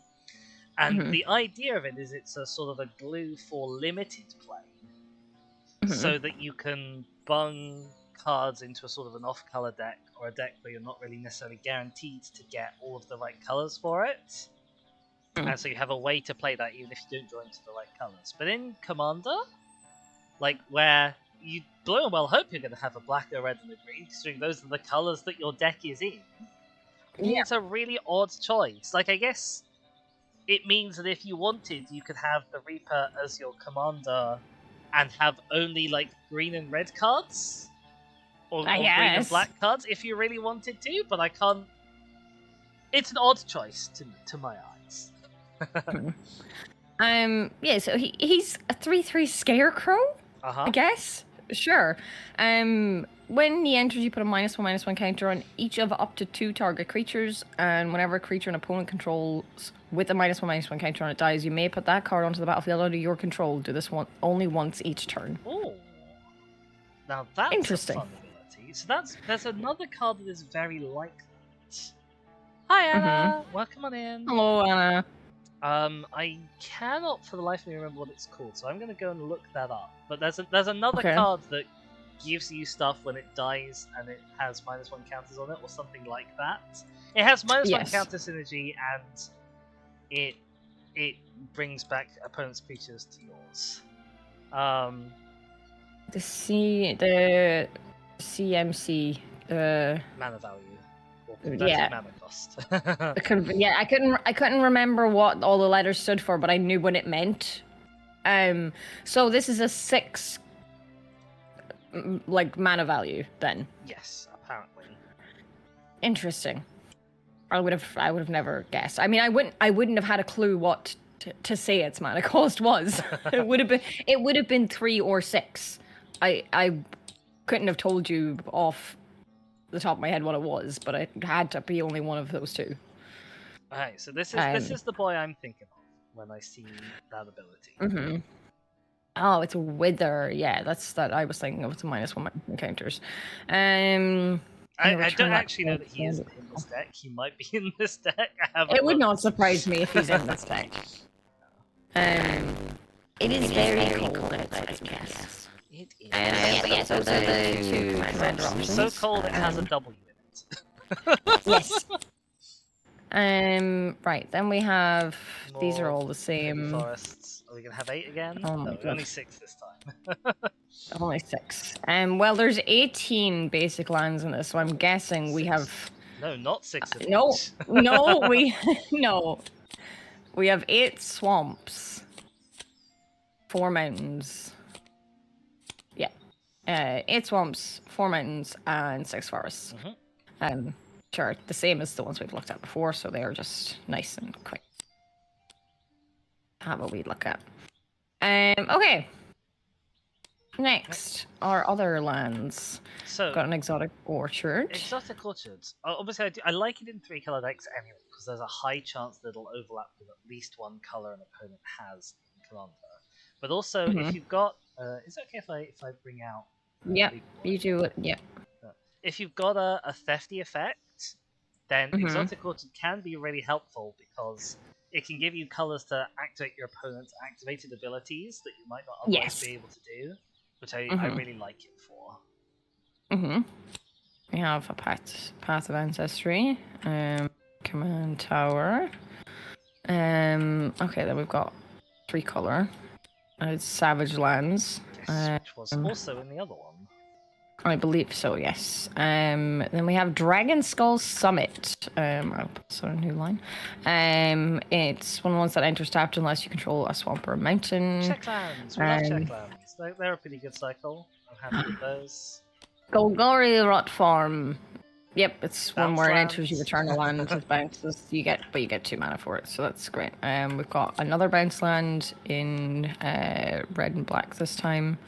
Can you go where I tell you to go, please? That would be nice. Evidently not. Evidently not. That's fine. Right, then we've got kind of not the same thing, but like intercept unless a thing. Do you know what the cycle's called? The smoldering cycle. I don't know. These are the tango lands because it takes 2 to tango. Okay, right. I see. Sure. Right, then we've got Woodland Cemetery, enters tapped unless you control a swamp or a forest, so same thing as the first one. I've got another bounce land. It's Gruul Turf, and we've got some cycling. I'm not putting in these in the correct orders. I'm just like, this one's 2, this one gives you 2 mana, like the... I'm not a disorganized too because I don't know the cycles of the lands, but anyway, it's fine. You can rage on the inside. It's fine. I promise I'm not raging. We got a sheltered thicket. Taps for red or green. You can cycle it if you want. Can I interject with a fun fact? Sure. So the cycle lands here and the tango lands. No, sorry. The tango lands. Sorry. So these are 2 more of the these are the 2 cycles or 2 of these cycles that famously were incomplete. They didn't have all of the cards for them printed. Like all the possible cards. So like this is a red and a green one. It sort of implies that you could have all of the 2-color combos, but they never made all of the 2-color combos. Why? So, I don't know why is the honest answer. I don't know which sets they originated from. It's possible that they might have started out in like Commander decks, and so obviously they only made the ones for those colors, perhaps. They also, it's also possible that they might have been printed originally in like a set that was themed around either the ally color pairs or the enemy color pairs, and so the allies are the colors that are next to each other in the wheel, and the enemies are the colors that are not next to each other in the wheel. And so if they might have printed like half of the possible cards for the ally pairs, and then not ever gotten around to printing the other half for the enemy color pairs, or vice versa. I actually don't know the history. But the point being that not this deck, but I looked it up while I was away. The other deck, the Elemental deck, that is continuing their trend of saying they're going to try and finish off these cycles. And the two lands that were in here, let's see if I can grab them out real quick. So this one, which is Sodden Verdure, and this one, which is Rain-Slicked Copse, which I think were noteworthy for being like the two color lands in this deck that are like 2 fixed colors. That's because these are the 2 new ones that they're adding from those incomplete cycles. So we've got an extra new cycling land that we've never seen before, and an extra new tango land that we've never seen before. Also, this one's really pretty. I didn't say it at the time, but look, it's really pretty. It is very pretty. Anyway. I would just like to draw your attention to, if you like at a certain angle with the USS enter sideways. It's the little man. He's a little man. He has a giant head, which is weighing him down, and he has no arms. I was thinking he's at his desk. He's got really bad posture. He's like really hunched over. No. His feet are on the ground. His feet are on the ground. His head is like falling over, and he has no arms. That's an excellent spot. I just I glanced over while you were getting like the cards out, and I was like, and then I like slightly turned to the side. I was like, Oh, he's that one specific trans woman from Glasgow. What? Did I not send the Oh post yes, to you? yes, yes, you did. Yeah, okay, yeah, Sure, yeah, okay. Lands, I guess. Yes. I should fucking write because these are okay. These should be over here because this is the same. Why aren't they in an order together? I disagree because that's me. That's my fault. Oh, okay. From how I've decided it's not. Who cares? It's sort of dinosaur in the background. Yeah, this is excited. I love how I just gasped and you knew already. Well, I was about to mention that there's a dinosaur, then you were like, and I was like, okay, Tizzy has noticed the dinosaur. They're excited. Yes. It enters tapped unless you control a mountain or a forest. A Regisaur from Ixalan. Sure. Okay, and then we have another cycle boy, which will go over here. Put this one in the middle. Because it's different to these. My organizational skills leave something to be desired. But yeah, this one's actually desirous. You are rude. Then we have a Cinderglade, which 2 or more basic lands thing. Yep. We've got a Festering Thicket for all our thickets and our sloughs, our sloughs. I don't know what way you pronounce that. Who knows? It's a swamp forest. I don't know how to make lands more exciting. You probably can't. I get excited over specifically the Tango lands because they're an incomplete cycle. The cycling lands are also an incomplete cycle, but I don't like them that much. But it's a very specific thing. Sure. This is an interesting thing. It's going to go on its own little row. It taps for colorless, or you can tap, pay 1 life to add black because he hates that. I don't mind it if it can also tap for colorless for free. That's fair. Or you can pay 2 and 2 black to tap it, sacrifice a desert, doesn't have to be this desert, could be, and put 2 -1/-1 counters on target creature an opponent controls. Oh. So that's a fun little interesting synergistic land. I would guess this probably is the only desert in the stack, so it probably will have to be this one. But probably one would imagine. It's fun that it's fun that it's nice that it works on its own. You don't have to have a desert. Yeah. And we have Nesting Grounds. It taps for colorless, or you can pay 1, tap it, and move a counter from target permanent you control onto a second target permanent. Oh, I like this. I personally like this. Just for I need more cards that move or remove counters for my saga creatures. Yes. From Final Fantasy. Is this I'm obsessed with them. Deck? I don't think so. I don't think so. I will have to go and look. Yeah, because otherwise I'll forget about it. Let me go have a quick check. Zark says it came in that Precon, so it probably is deck this then. I mean, maybe. I don't know, but I made the unit deck list from scratch, basically. I did not make it. That was not an upgraded Precon. That was just making it from scratch. Yes. Let me go have a quick investigate. Decks. What's it called? Sorry. Counter Blitz. The land. Oh, the land. Nesting Grounds. No, it is not in here. It is not in my unit deck. Interesting.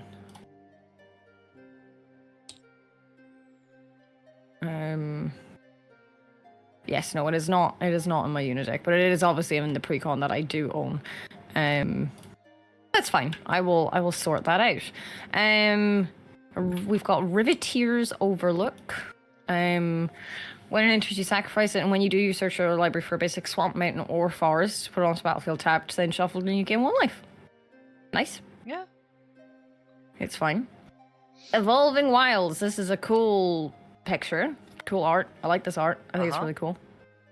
You've got the what's new art for Lorwyn? Oh, what's the dark? Yeah, I mean, look. So what's the dark place called again? Shadowmoor is the dark side. Yeah, like this looks like it fits quite well with Lorwyn Eclipsed. Yeah. So, and then we have yes, this is new art for this. It's really cool. I like it. And then we have a Terramorphic Expanse. You tap it, you sack it, you search for basic land. And that's all the lands. So they often put these fetch lands into the precons. I will confess that I'm not a huge fan of these, except in decks that really want them. I know that they get a lot of play in the really high tiers of play. Well, not these ones, but the fetches that can fetch for a mountain or a swamp or something. Like those ones get a lot of play in the higher tiers of play. But I just think they're a very slow way of getting out a land, and it only gets you a basic. So at the end of the day, it will only tap for 1 mana. And they're effectively a land that comes in tap. So unless they're a land that comes in tap for 1 color, which is not really that wonderful when they don't do anything else. Like they thin your deck, but most Precons aren't built to take advantage of having a thinned deck, especially not thinned by 1 card. yeah. But they are staples of their own. I assume some people really like them. I think it's fine for Precons to have cards like that. They're a common one in Precons, so I don't really mind. The cycling lands are also common in Precons. They're going away now. In organized fashion. Yeah, unlike all the other stuff, they did not go in, or well, I suppose they started off organized because I was putting image piles anyway. Next we have Planeswalkers. There's 2 of them. There weren't any in the other deck. No, so we have a Vraska, Betrayal Sting, which is hard to read the word betrayal with the art. Yes. Honestly. It costs 4 generic, a black, and a Phyrexian mana, which can be paid with black or 2 life. If life was paid, this planeswalker managed with 2 fewer loyalty counters. Interesting. Its 0 cost is you draw a card and lose 1 life, and then you proliferate. Yes, so it's a de facto +1 because obviously you'll proliferate another counter onto it. Yes. We do like proliferate. I like proliferate. Its -2 ability is you target creature becomes a treasure artifact with tap, sacrifice this artifact, add 1 mana of any color, and loses all other card types and abilities. See, I would have rather if you turned Bello into a treasure. Yeah, because then you could sacrifice. I could use him and then get rid of him straight away. Instead, he was a 2/2 Cyberman. So stupid. And then her -9 ability is if target player has fewer than 9 poison counters, they get a number of poison counters equal to the difference. Yeah, so basically load somebody up until they're 1 poison counter away from death. Yeah. That's her ultimate. I quite like Vraska. I have a -1/-1 counters deck. I think I was saying this off stream. Headed by Masker Girl Known Killer. And that I think has both of these planeswalkers in it. It might have a different Liliana. It certainly has a Liliana, but I think it's this one. So yeah, I like Vraska. I can't imagine ever casting her for her completed cost. But what do I know? So yeah, it's like so if you pay life instead, yeah, you wouldn't get the thing. That's fine though. Yeah, then we have Liliana Death Wielder, who costs 5 and 2 black. She's a spenny lady. She's a spenny lady. Her +2 ability is put a -1/-1 counter on up to 1 target creature. Which, you know, works well with this. Her -3 ability is destroy target creature with -1/-1 counter on. So you set a thing up and then you get rid of it next turn. Or -10 ability is return all creature cards from your graveyard to the battlefield. Yeah. Pretty solid. Pretty solid. In practice, with most Planeswalkers, like if you can't ult them when they come in, you probably aren't ever going to ult them. She's unusually... No. She feels unusually far away from being able to ultimate her. You need to +2 her 3 times. Yeah. To get her ultimate off. Yeah. But, you know, her other 2 abilities are perfectly serviceable. Zarkthethys is one you would cut.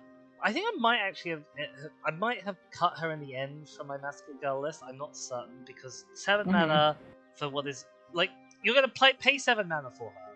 You're going to +2 her to put a -1 counter on something, or you're going to -3 her to destroy something that you've already set up, and then she's going to die before your next turn. Probably yes. That is the sad fact of Planeswalker life in Commander.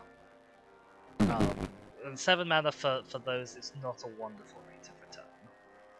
No. Vraska is much better because you get the proliferate. You can potentially splurge out loads of -1 counters if you're set up for it. Yeah, exactly. You know, like, sure, like, it'll take 3 with the proliferate to get her up to her own 1, like, for the ult, but, like, you know. Yeah. You're proliferating everything else as well, yes. So. Creature time! We got only 26 creatures, not including the 2 commanders. Yes. So a much smaller stack.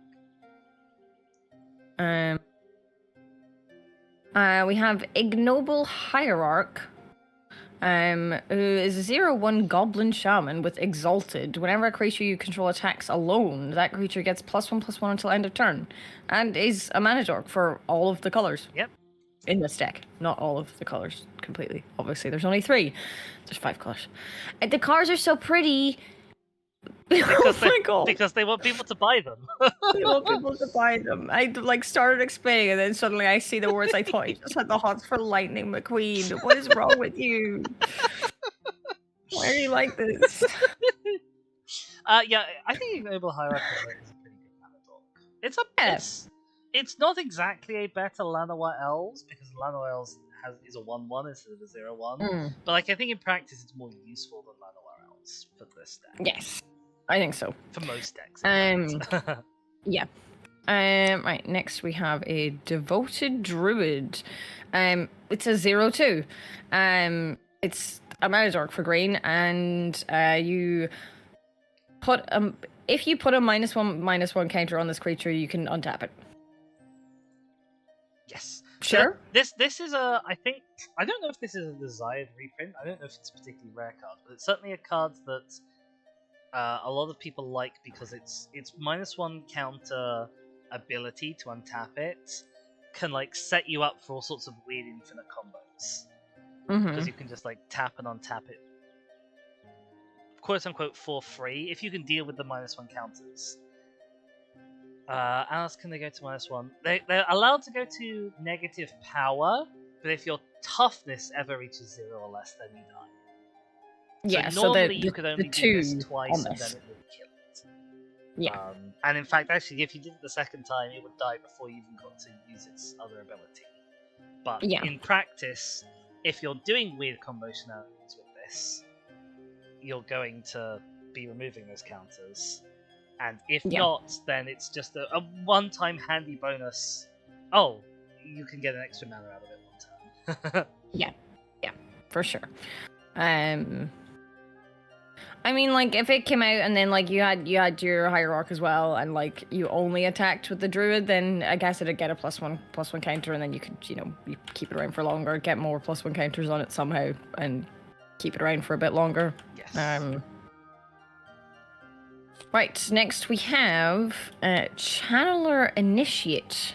It's 3/4 for green and 1. And when it enters, you put 3 -1/-1 counters on target creature you control. You can tap it to remove a -1/-1 counter from this creature and add 1 mana of any color. Yep, so this is a nice setup with Devoted Druid. You can tap Yep. Devoted Druid, you can untap it for a counter, tap it again, tap this, remove the counter. Mm-hmm. It's a solid. When it says tap, remove a -1/-1 counter from this creature. Is that from Channeler Initiate? Oh, sorry, I'm sorry, you're correct. It does say from this creature. Ignore me. Or no, but is that from Channel Initiate or is it from the target creature? No, it is from Channel Initiate. Okay. I was Interesting. I got excited and ahead of myself and it was wrong. It's okay. It would have been fun if it was the way you thought it was. So this is a limited use mana dork. Like it ends up being a 3/4 for 2, which isn't terrible. And in practice, you've got 3 uses out of it because you're going to put those counters on itself when it ends. Yes. Like it has to be something you control, so it's going to be itself. Mm-hmm. So it's a 3 use mana dork, and that'll get you through like most of the game. Oh my god, it's a heron flying past out the window. I think it's a heron. A heron? I think so. Big wide birds with a long face. I didn't get a good look at him because he's in silhouette because it's all dark. When I said a heron, the closed captions thought I said I, Aaron. Yes, you, Aaron. Just like me Aaron. Your favorite Chaka. Yes, exactly. Yeah. But yeah, so you'll get a couple of uses out of it, I guess. Then we have Hapatra, Vizier of Poisons. It's a 2/2 for black and green. And whenever Hapatra deals combat damage to a player, you may put a -1/-1 counter on target creature. Whenever you put 1 or more -1/-1 counters on a creature, you create a 1/1 green snake creature token with Death Touch. Yep. I find it really interesting that it's the Vizier of Poisons. And has nothing to do with poison counters. So the flavor is always that like -1 counters are sort of the manifestation on the board of what poison counters are to players, which is why Infect gives -1 counters to creatures or poison counters to players. In this case, I assume the poison is more directly supposed to be the Death Touch on the snakes. Oh, I agree. I absolutely agree. I'm just like, the thing is, like, with Vraska, like, you're 1 poison counter away from killing someone. Yes. And, like, are we ever going to get the other 1 poison counter? I don't know. Well, if you can proliferate on your next turn with her. Oh, yeah, I guess. That's true. I mean, I don't know that you'll last, that she'll last to proliferate, but, I mean, I guess. Yeah, he's pretty Incidentally, pretty good. Poison is a very specific thing to have a whole Vizier for. Maybe you have so many enemies that you just need to plan how you're gonna poison them. So you need to have a Vizier of Poisons. I mean, I guess. Oh, actually, sorry, I was saying Hapatra's a woman. Her subtle smile is suffused with venom. She's scary. Literally? Question mark? Yes. Mm-hmm. She got venom in her smile. Yes. Here's the oft-nabbed goat. So this is, I believe this is a new card. Yes, this is a new card. I think it's related to the fact that there's at least 1, possibly a few other cards from both old Lorwyn and this Lorwyn that are about stealing goats. Right. Well, this one is an oft-nabbed This goat. is the goat that gets stolen. Yes. It's a 0/5 for 1 and a black. You can pay 1 to draw a card. Gain control of this creature. Oh! What? So someone else could pay 1? Yes. Someone else could pay 1, draw a card, gain control of this creature, and put a -1/-1 counter on it. Only your opponents may activate this ability, and only as a sorcery. So you couldn't even... But you could activate it when someone else has it, right? Yes. Okay. When this creature dies, if it had 1 or more -1/-1 counters on it, its owner draws that many cards, and each other player loses that much life. Okay, so you want to get it back. Well, when it's about to die. It's owner draws, so you'll always get Oh, the it's last. owner. Okay. But yes, it's an interesting little black group huggy spin, which I don't hate. Yeah, because you're always its owner, right? Whether an opponent has it or not. Yes.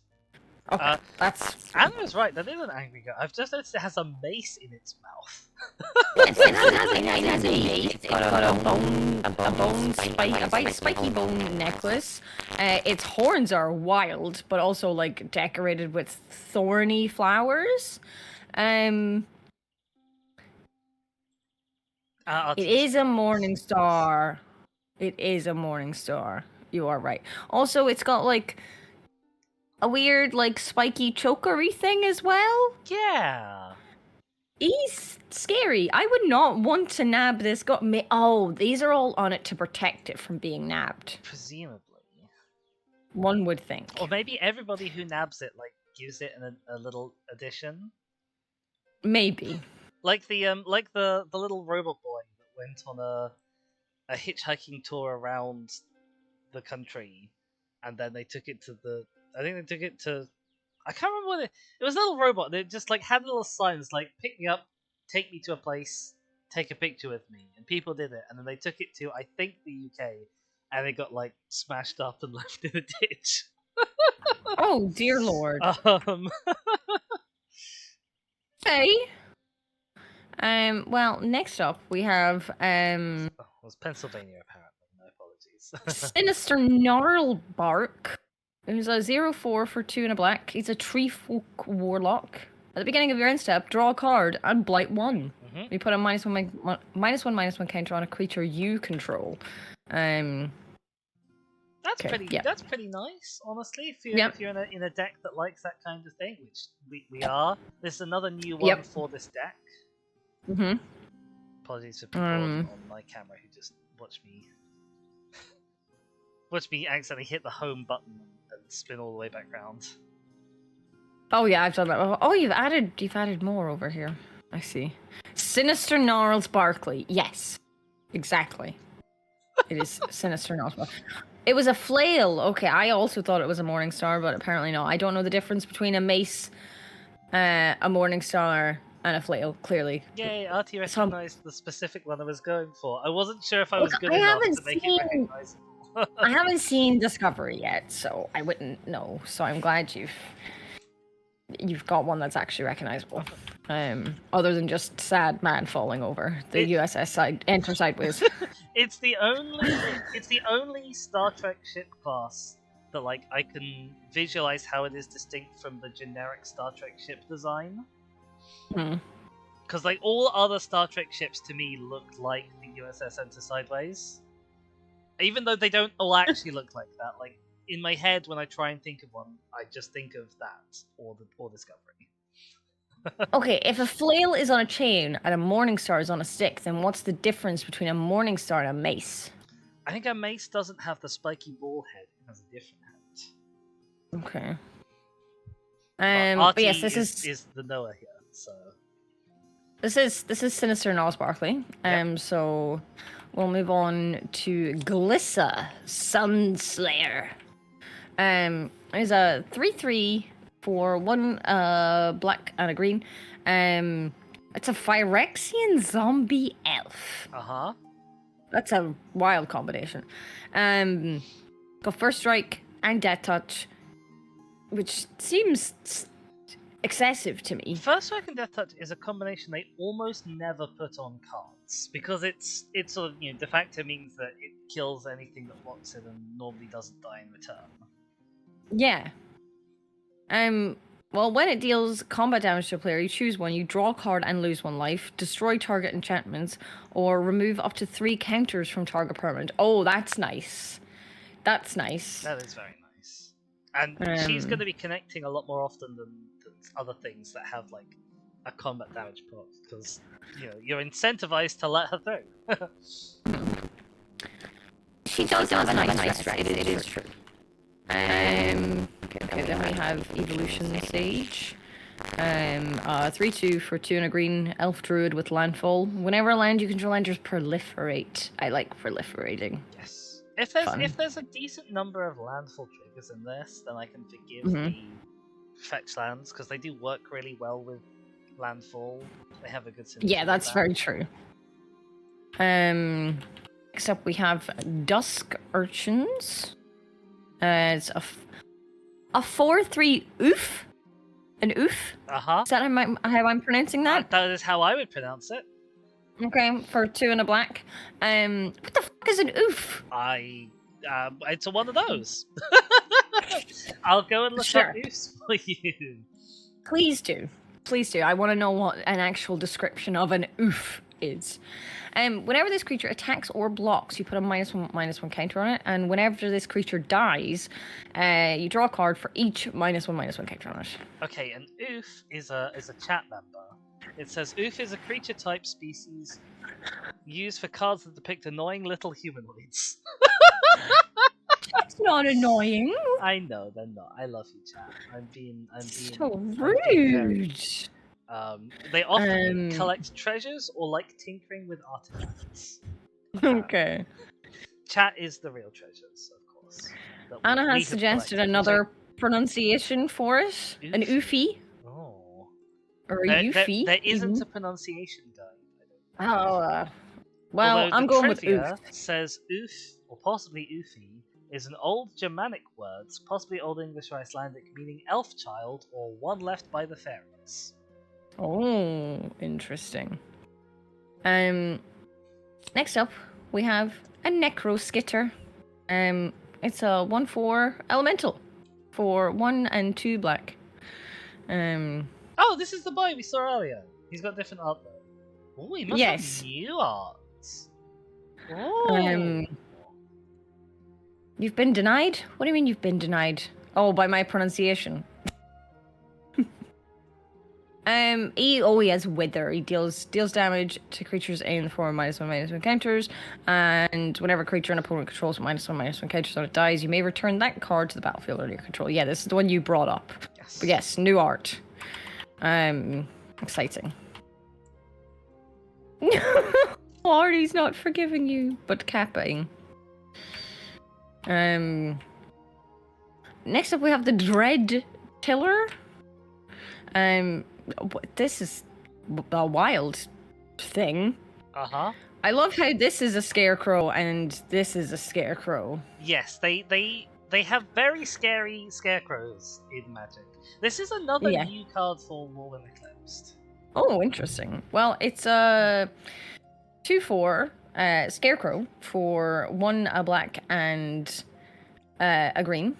And whenever he enters, you put a -1/-1 counter on target creatures.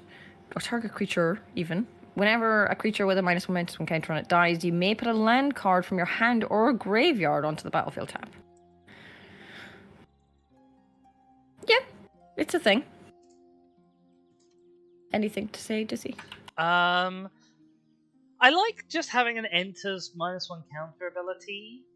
Like in practice, 1 -1 counter normally doesn't do a lot. So you're going to need a decent amount of like proliferate to make it do stuff. We've already seen a bit of proliferate. Yeah, we have a couple. Yeah. Obviously, this one is like it's a ramp ability as well, which you might get loads of procs off. But in practice, you're gonna empty your hand of lands very quickly. It doesn't look like we've seen many ways of self-mill to get lands into graveyard. That's not really what the deck is about. But you might get a couple of lands out of it over the course of the game. Yeah, I mean, I suppose you have the fetch lands, like, so you could get them, and then get other ones. I don't. Is there an Egyptian called Daniel? I'm confused about the Egyptian sailing pass. We're sitting in denial. The Nile. The Nile. My god. Oh my god. Okay. Yeah, moving on. This is a skin render. No, it's a Phyrexian zombie. It's a 3/3 Phyrexian zombie for 2 and 2 black. Whenever you enter, you put 3 -1/-1 counters on target creature. Oh, this could kill a creature. Only a smaller creature, but it could definitely kill a nice synergy piece on entry, which is quite nice. I like this as an enters effect. It's pretty fun. It is just a xenomorph, though. Yeah, you're right. It is literally a xenomorph. Like, when was this card made? Like, was this card made after Alien? Because if it was, then this is just like... I don't remember when Alien came out, but I'm pretty sure all okay, of you Magic find out is younger than Alien. Alien is 1979. Yeah. Oh, Magic started in 93, so yes. Magic started in 93. I was sure Magic was older than that, but clearly I'm incredibly wrong. Because they did their 30th anniversary, but I don't think they've done the 40th. Okay. When Magic the Gathering start.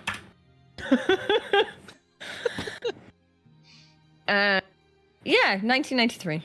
Yay! I remember things. Okay, well, Magic the Gathering, August 5th, 1993. Oh, almost exactly 2 years older than me, then, because my official birthday is sometime in August.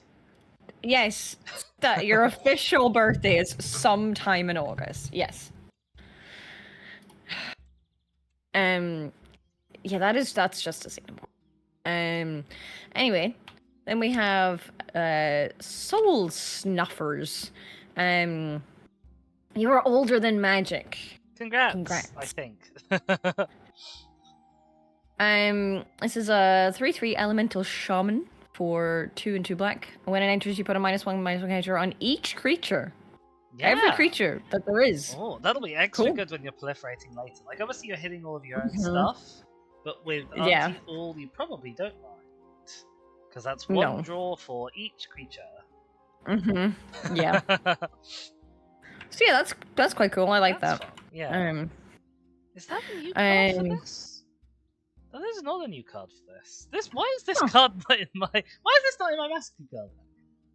No idea. Should be, for sure. Yeah. Next up, we have a big butt boy. This is Tree of Perdition. It's a 0/13 plant. For 3 and a black with Defender, and you can tap it to exchange target opponent's life total with this creature's toughness. That's really fun in this deck. I guess the goal is to load this up with -1 counters. Get it down real low and then tap it. Yeah, especially if you have an instant speed way of putting a -1 counter on it, because then you can get it down to 1 toughness. Yeah. Tap it, put an additional -1 counter on it, so it dies. And the game will remember that its toughness when it died was 0, so it'll swap. Oh no, because you can't exchange something if it's not in the field. Ignore me. I'm getting. Yes, it has to be. It has to be 1. It has to be 1. Yes, but you can still get an opponent down to 1, which is still fun. Yeah, that's great. It looks like Medusa. It's a tree Medusa. For sure. Lots of. I can't think of the word I want to use. Branches? Anyway. No, I went descriptor word for the branches. I know what branches are. Curls? No, I don't know what I wanted. Wiggly, squiggly, wiry? Maybe some combination of all those. I don't know. Oh, that's going to be disheartened. I'm just confused. Here is a wicker bow elder. Or possibly a wicker boff elder. Possibly. He's a 4/4 tree folk shaman for 3 and a green. He enters with a -1 counter on it, and you can pay a green and remove a -1 counter from him to destroy target artifact or enchantment. Yeah. It's nice to have a -1 counter removal outlet in this deck. Like, it's going to go really well with anything that's blighting you or putting on -1 counters as a cost. And you're going to be able to blow up a whole bunch of opponent's stuff into the bargain, potentially. I'm liking that. Yeah. It's my girl. It's Massacre Girl. Here she is. Does she go on this row? She does. She's a menace. This Massacre Girl, she is she's a 4/4 human assassin for 2 and 2 black with menace. She's not a menace. It just says there, menace. She's a menace. No, she has menace. Okay, right. Okay, so you say, oh, it says menace. She's a menace. Where the fuck is anything that has anything? There's like no other keywords on the board right now. Ask me if Tree of Perdition is a dependent. Does Glissa Sunslayer is she first strike? Is she death touch, or does she have those things? Okay, she probably has those things. Exactly. If you ever played against a Massacre Girl deck or played with a Massacre Girl deck, you know she is a menace. Also, I'm fairly sure there's like played against it and I don't like it. I think there's a scene in the lore where like an angel brings her into a meeting where they're trying to solve a murder. She brings in Massacre Girl like on a leash. Okay. And it's a thing. Like it's a thing that the people who've read that are quite interested in, at least. I haven't read that particular piece of lore, I've only heard of it secondhand. To be fair, her flavor text is, did I do it? You'll have to be more specific. Like, so, yeah, I guess. Yeah, so creatures you control have Wither. They deal damage to creatures in the form of -1/-1 counters, and whenever a creature an opponent controlled dies, if its toughness was less than 1, you draw a card. Yep, she's great. She's a really lovely draw engine in a deck. It's a very specific draw engine, but she's a really lovely draw engine if the deck is designed to deal with it. I do sometimes wonder if I really should have made her just like a really go wide deck, because just having a bunch of chump tokens that like people are loath to block, because every time they block or get blocked, they lose power and toughness. Like, yeah. Giving everything with her is a good way to be blocked less. Yeah, for sure. I can see why there's more swamps already. We've got more black going on. Right, on to the next row of cards. We have Puppeteer Click. I don't know how to place that word. I don't know. I always say click. Okay. It's a 3/2 fairy wizard for 3 and 2 black. It's got flying. And when this creature enters, put target creature card from an opponent's graveyard onto the battlefield under your control. It gains haste, and at the beginning of your next end step, you exile it. It has persist. When this creature dies, if it had no -1/-1 counters on it, return it to the battlefield under its owner's control with a -1/- counters. Yes. So if you can spend your -1 counters, I think so far most things have only spent -1 counters on themselves. I think so, yes. Which is a little bit of a shame, but I guess just to try and rein in the power, because they use -1 counters as a cost. There's been a couple that's like put counters on target creature, I guess, like the Xenomorph. Yeah, I'm just thinking because obviously the thing with persist is if you can either put a +1 counter on this, which will negate the -1 counter, or if you could just remove the -1 counter with something like Nesting Ground, then this will come back indefinitely.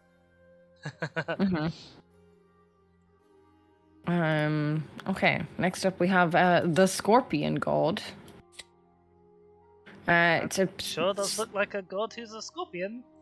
It's a 6/5 god for 3, a black, and a red. Whenever a creature with a -1/-1 counter on it dies, draw a card, and you can pay 1, a black, and a red to put a -1 counter on another target creature. When he dies, return it to its owner's hand at the beginning of the next end step. He doesn't go away. Yeah, he doesn't go away. So all of the gods, pretty much from different sets, tends to have ways of making themselves not to go away. He looks pretty good. Like he's a repeatable way of putting -1 counters on things. It'll be a bit slow to actually kill anything at 3 mana per counter, but they don't go away. They stay around. He's got a decent draw engine on him. He's tough and tanky for 5 mana at 6/5, and he doesn't go away. Like, I'd want him as a commander, honestly. It's one step up the pyramid from Dwayne Johnson. Oh dear. Yeah, I guess it is. I guess. Oh, okay. And then we have. Are you talking about Dwayne Johnson or the Scorpion King, the Scorpion God Penguin? Evil bastard, man. And we have Colorath Knight, which is a 3/3 elemental knight for 3 and either 2 black, 2 red, or a black and a red. It's got flying, it's got wither, it's got creatures your opponents control with counters on them can't attack or block. Oh, wow! That's a really harsh lockdown. That is nasty. Ooh. That is a really nasty. Yeah. Say goodbye to your Una deck. Yeah. Anyone playing, if anyone's like, I'm gonna bring the anti-Ul Precon, I'm like, well, I'm not playing with Una, just in case this fucking card comes out. Like, that is nasty. I wonder if you could make it. So this is an uncommon. I wonder if you could make a fun PDH deck with him as commander. I've never played PDH. I don't really know what it's about, but And it says, does that work against the auto block thing? What is the auto block thing? Yeah. I'm unsure what the auto block thing is.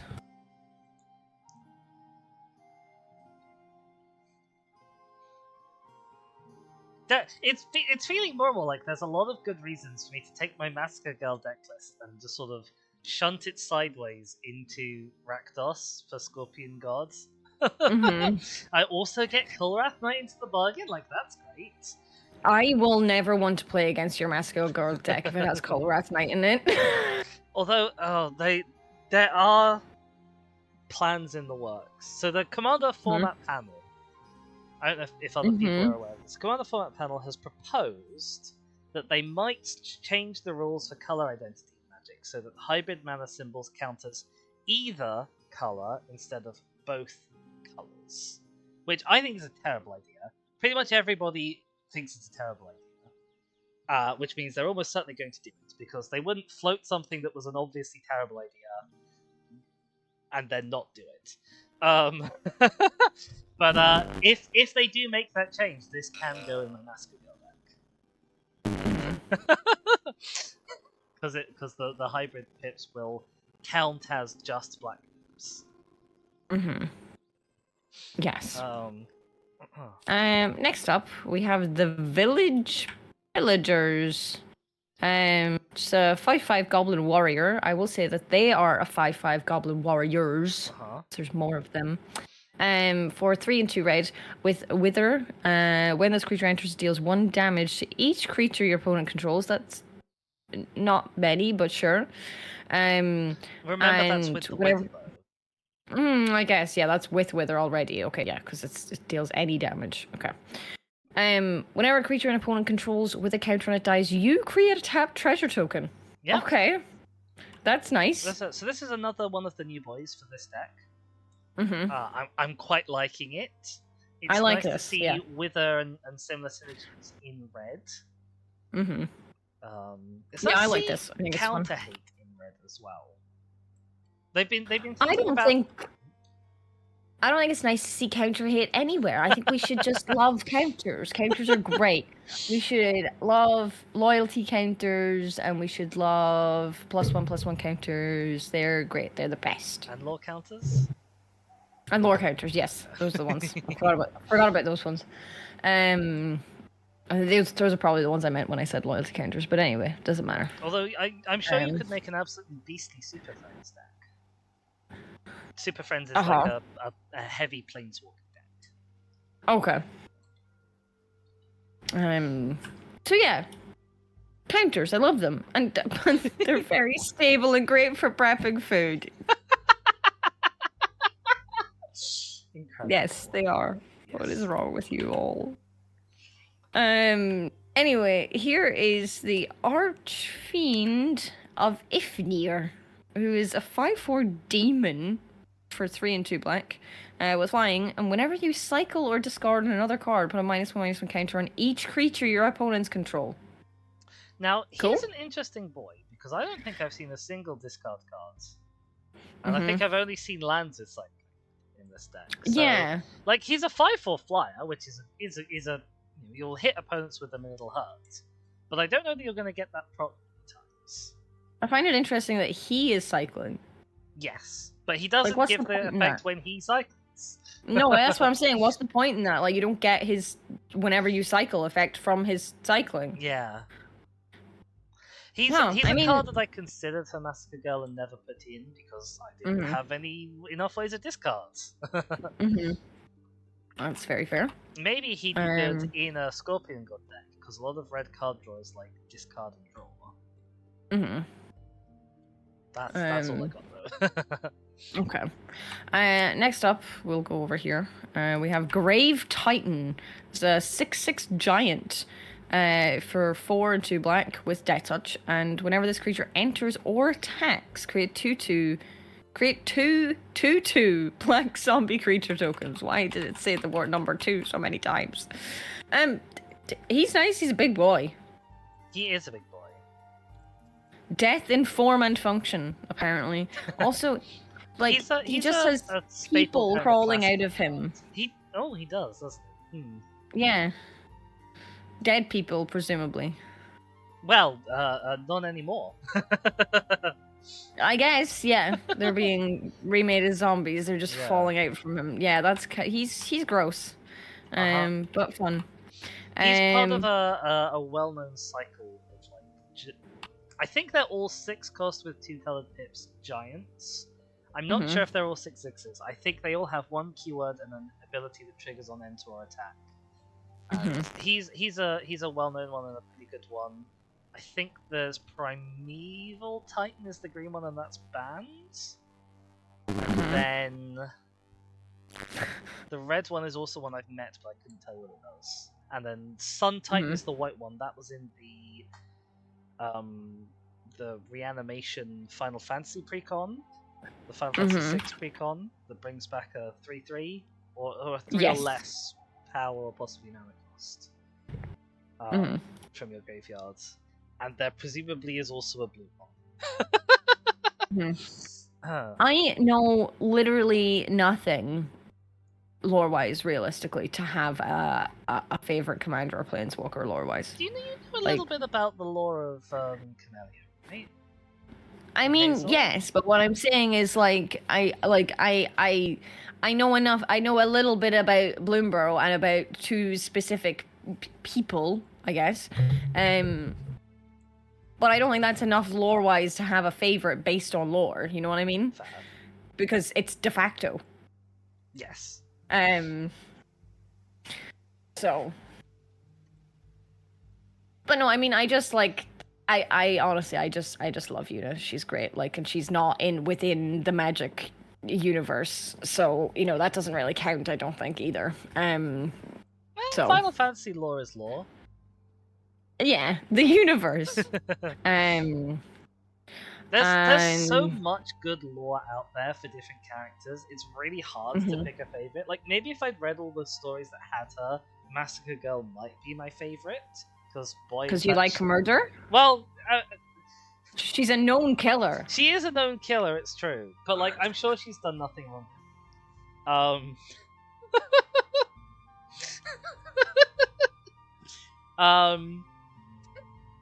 Sorry. Yeah? Repeat that sentence. I'm sure she's done nothing wrong, really. No. From the start, she is a known killer. She is a known killer, but I'm sure she's done nothing wrong, really. Right.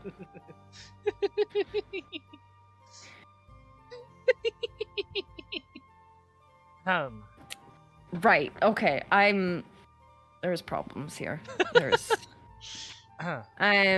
Secret drops are just a card art, execution of the card, and home universe lore. That's very fair. Yes. Right. Next we have a Midnight Banshee. This. I feel.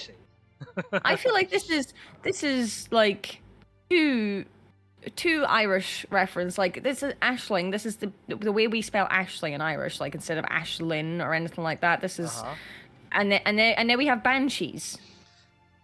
Are Banshees particularly Irish? I'm pretty sure Banshees are an Irish thing. Yes. Oh, I've sort of only ever encountered them as like a generic component of folklore. Are there Banshees in Hades? I mean, that doesn't mean they're not Irish, but... a Banshee is a female spirit in Irish folklore who heralds the death of a family member. See, you do know things.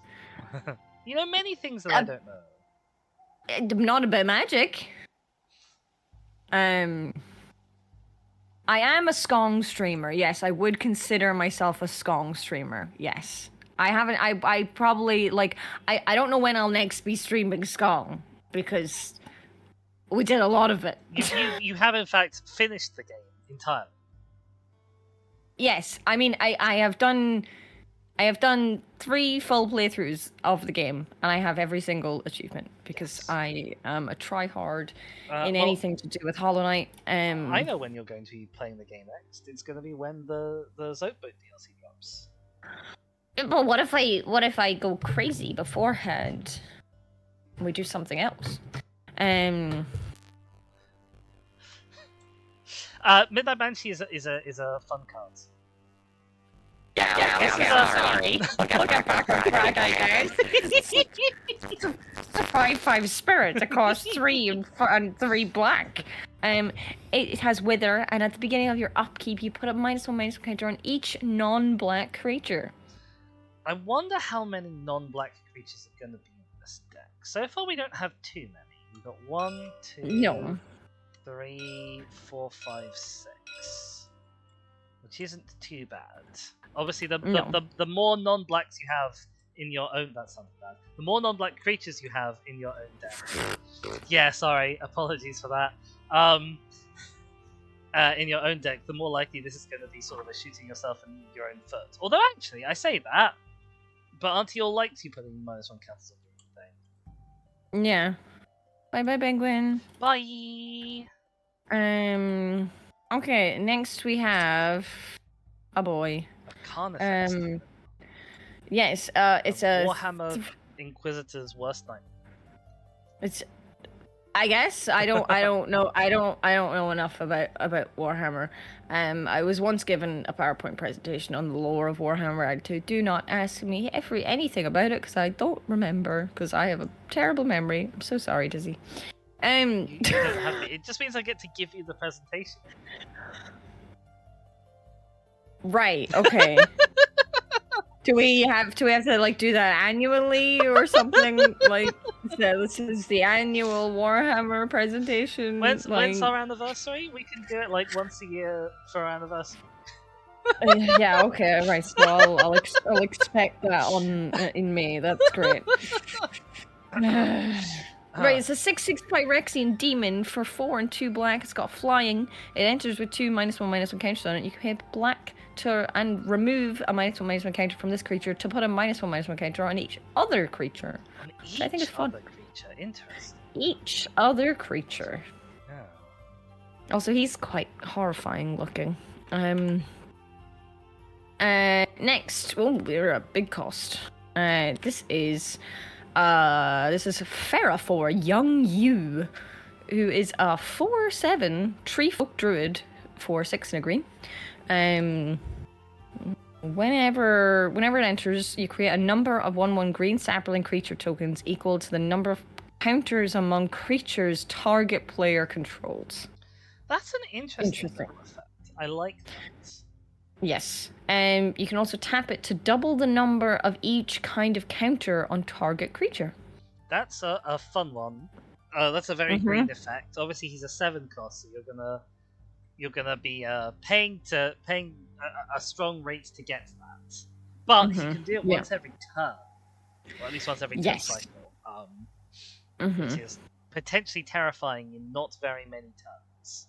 This is a card that will end games, but he's a 7 mana, so he really should end games. I keep accidentally hitting the spacebar when I'm trying to blow up cards with ult. It's quite annoying. Yeah. He's a new card for this deck. Oh, I like him. I think he's fun. I like him a lot. Yes, for sure. Like all the little Kermit the Frogs, sort of scuttling around. I didn't even notice them. Honestly, I just saw his hands being all like. I assume there's the sapperlings that he's making. I guess yes. I guess he's like summoning them up. And then our last creature, we have the Grim Poppet, which is a 4/4 scarecrow for 7. This creature enters with 3 -1/-1 counters on it. I remove a -1/-1 counter from it and put a -1/-1 counter on another target creature. See, this I like this. This is going to have some great combo potential, I would have thought, in a deck like this. Because you're going to put a counter on him as a cost for something. You're going to draw a card from Auntie Lulu. You're going to move that counter over to something else. It might be something of yours. You're going to draw another card from Auntie Lulu. You're then going to spend that -1 counter to, for example, untap your mana dork. So you get an extra mana. I think it's acid, not alcohol, that he's got. He's a scarecrow, so maybe it's like fertilizer? Oh, no, yeah, based on the flavor yes, text. Right. Yeah, especially sloshing vessels of acid. He's coming, he's like, look at my acid. Uh-huh. I've got so much acid here. It does have a little bit of acid. That's the way his voice is. I've headcanoned it now. I mean, I guess. I also just in general like that he's called Poppet, and although she's not like a canonical hag, she's an auntie. She's also like quite hag-like. Yes, for sure. Yes. Incidentally, goblins in Lorwyn Shadowmoor are called boggarts, and aunties are like the rare goblins or boggarts who have magical potential. And in Lorwyn, they serve as sort of kind of community leaders. They tend to be the only goblins that live for very long, because the others go off and like blow themselves up doing crazy stunts or something. But in Shadowmoor, they are very much your classic hag, like wicked witch archetype, petty and spiteful and full of curses.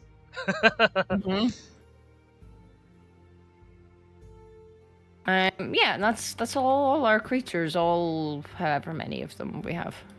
26? 26. Yeah, so a reasonable number of creatures. Not quite the I'd say 30 feels like a good stack of creatures. 20 is really light on creatures. So 26 is a fair middle ground.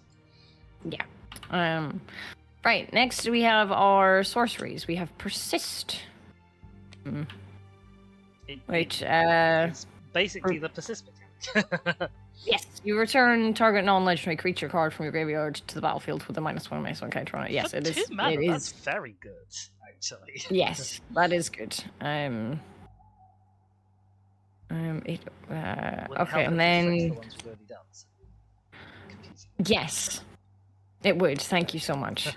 Right, next we have Cathartic Reunion for 1 and a red. It's got a dinosaur in it, yes. As an additional cost to cast this spell, discard 2 cards. Okay, so there's your discard coming in for one of the creatures that was in there, I guess.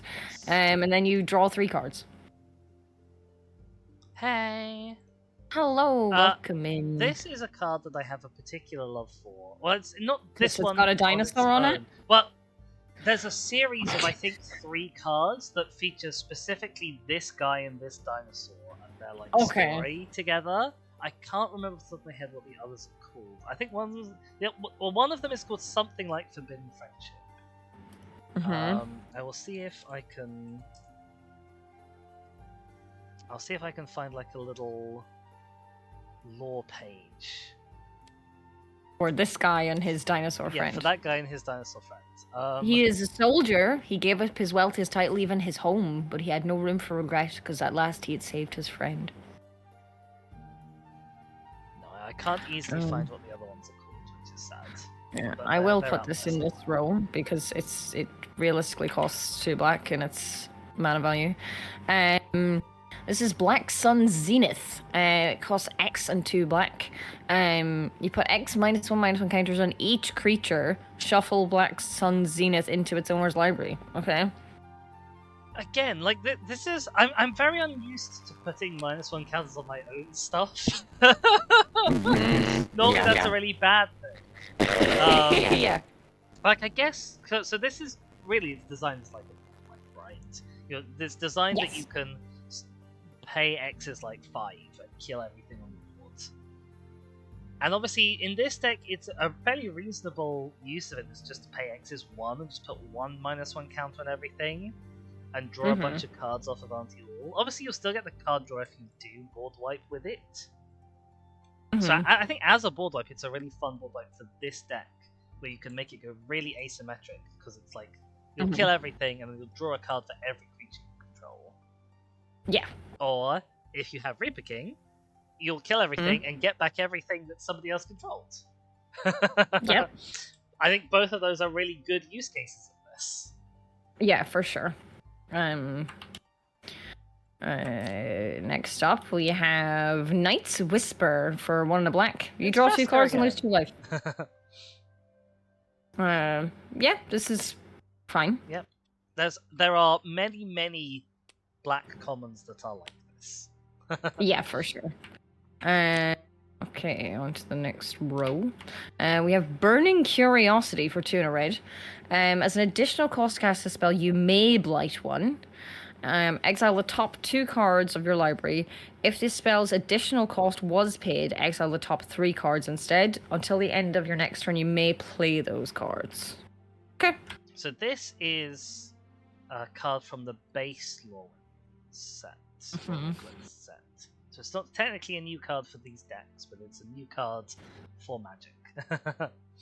Well, I presume the decks are up on Moxfield. Is that correct, Izzy? Yes, the deck lists are all up on Moxfield. All of the cards are up on Scryfall, and presumably, therefore, they're up on Gatherer, which is Blizzard's own search engine. So these are just imported from Moxfield. There's the occasional little foible like this one. You can see it has the Lorwyn Eclipsed symbol on it, rather than the Lorwyn Eclipsed Commander symbol. So they might not all be fully there. This one over here is the same as well.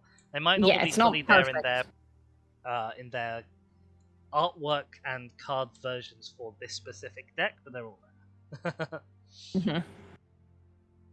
Oh, make sure to take breaks, Stray Cat. You need your back. Look at that Hornet Notes emote. I like that. I like that a lot. I do like that a lot. Next up, we have Painful Truths. Convergence. Not Convergence, Converge. It's got you draw X cards and lose X life, where X is the number of colors of mana spent to cast this spell. Interesting. Yeah, I guess. So it's flexible, because you can choose for it to be a draw 1, lose 1, up to a draw 3, lose 3. Yeah. It's fine. I think fundamentally, like, the cards like this and Knight's Whisper are like one shot. All they do is draw cards and lose life. Like, these are gonna be the easy cuts that people will make. Yeah, for sure. You will find better draw engines in there. Even Harmonize, you'll probably find a better draw card than Harmonize. Although Harmonize is a solid card and an interesting color break from the time when they were experimenting with, well, what if colors did different things? And they were like, oh god, we've messed up every eternal legal Magic format very slightly forever. Oh no. Yeah, Harmonize. You draw 3 cards. That's it. You do that. What's up next? Hoarder's Greed. You lose 2 life, draw 2 cards, then clash with an opponent. If you win, repeat this process. Each clashing player reveals the top card of their library and then puts that card on their choice at the top or bottom. The player wins if their card had a greater mana value. So Clash is a mechanic, I think, from the original block. They haven't brought it back in a big way, but it appears on the odd card clips. One of the problems I have with cards like this that say repeat this process is, do we only repeat it once, or do we keep repeating until I lose? I'm never quite sure. I feel like it should be if every time if you win you repeat it. That's what I've been wrong with my intuition in Magic many times. because I've been like, I feel like it should be this, and you're like, I know, but, so I feel like it's like then clash with an opponent. If you win your clash, repeat this process. So yeah. Yeah. Stop. Just what is going on in chat? Nothing? Jesus fucking Christ. No, certainly not anyway, him. let's move on. This we have chain reaction. Chain reaction deals X damage to each creature, where X is the number of creatures on the battlefield. Sure. As a board wipe, it's fine. There's a board wipe I would have rather seen, which I think would have been more fun, is in the same vein. I can't remember what it's called, but it's like target creature deals damage equal to its power to each other creature. I think that would have been really fun in this deck with all of the wither creatures that it has, because then all of the damage it's dealing is as -1 counter, so it's all proccing your anti-all. But this is fine as a board wipe. Like in Commander, it's pretty much always going to actually wipe the board. Yeah. Okay, then we have Eventide's Shadow. Remove any number of counters from among permanents on the battlefield. You draw cards and lose life equal to the number of counters removed this way. It's a fun effect. I feel like 5 mana is quite a lot for this effect, seeing as you have to have counters to remove anyway, and it's also costing you life. Like you're paying 5 mana and counters. I guess you can remove them from your opponent's stuff. Okay, maybe 5 mana is fine for this. I love how you talk yourself into things. Well, yeah, I read it and like I'm considering while I talk, and I'm like, oh yeah, you can.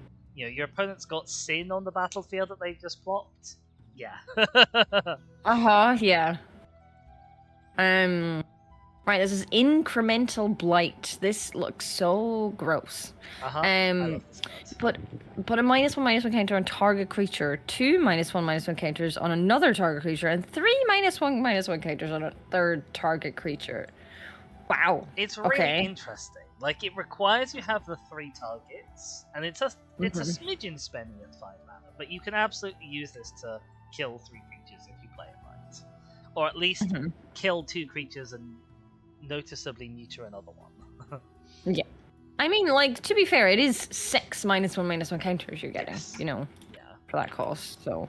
Okay, and then, for our last one, we have Aberrant Return. Put 1, 2, or 3 target creature cards from graveyards onto the battlefield under your control. Each of them enters with an additional -1/-1 counter on it. Oh, okay. It's persist, but ×3.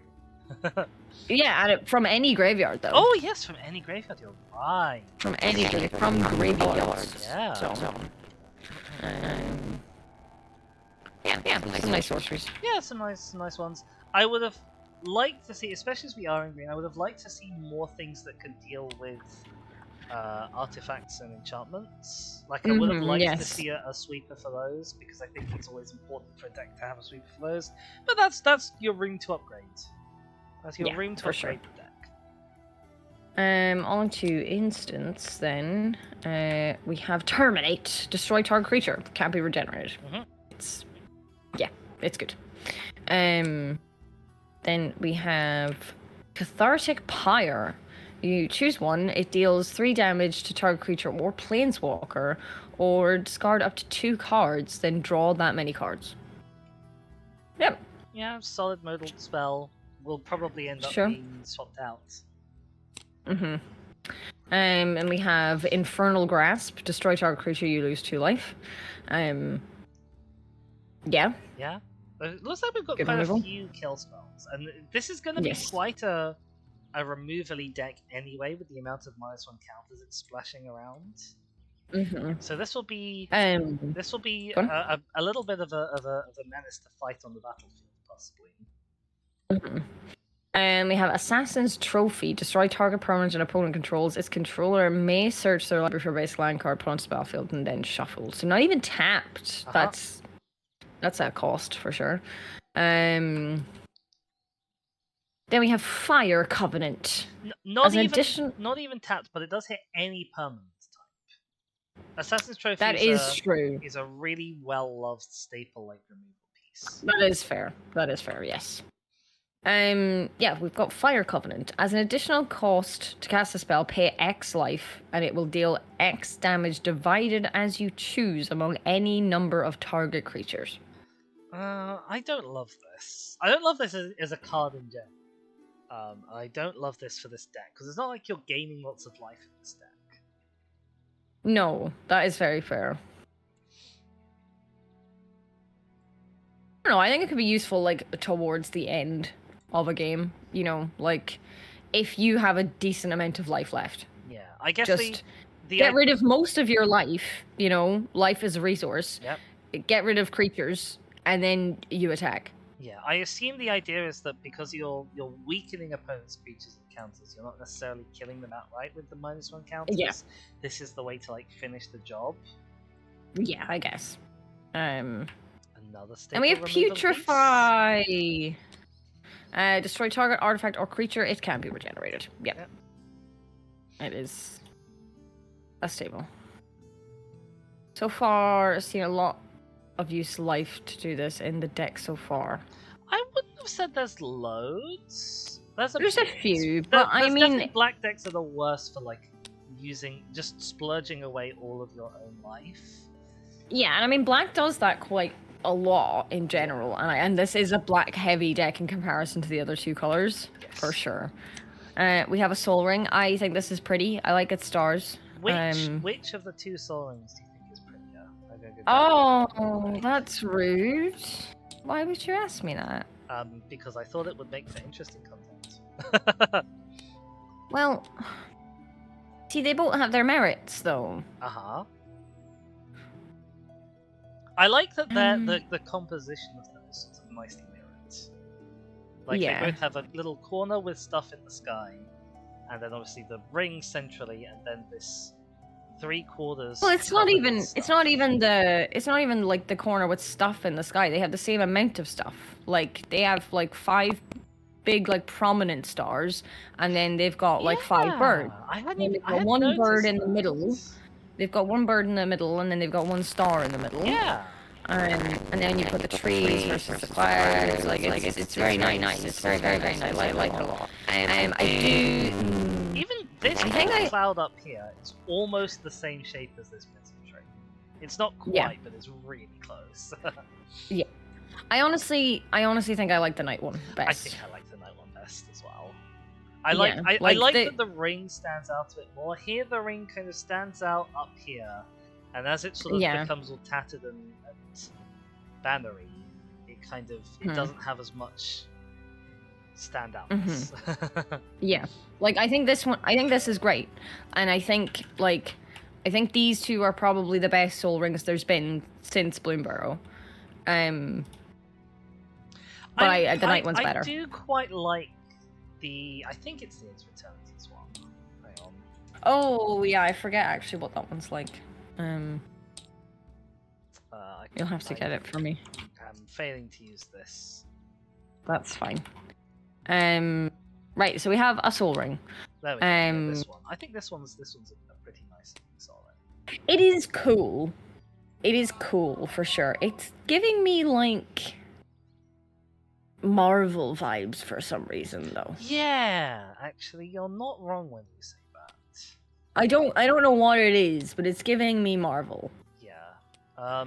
As for person chancing to use it for a Celestia deck, I do kind of like that with all the different Soul Ring designs they're coming out with, you can like theme your Soul Ring to your deck. Yeah, I like that a lot.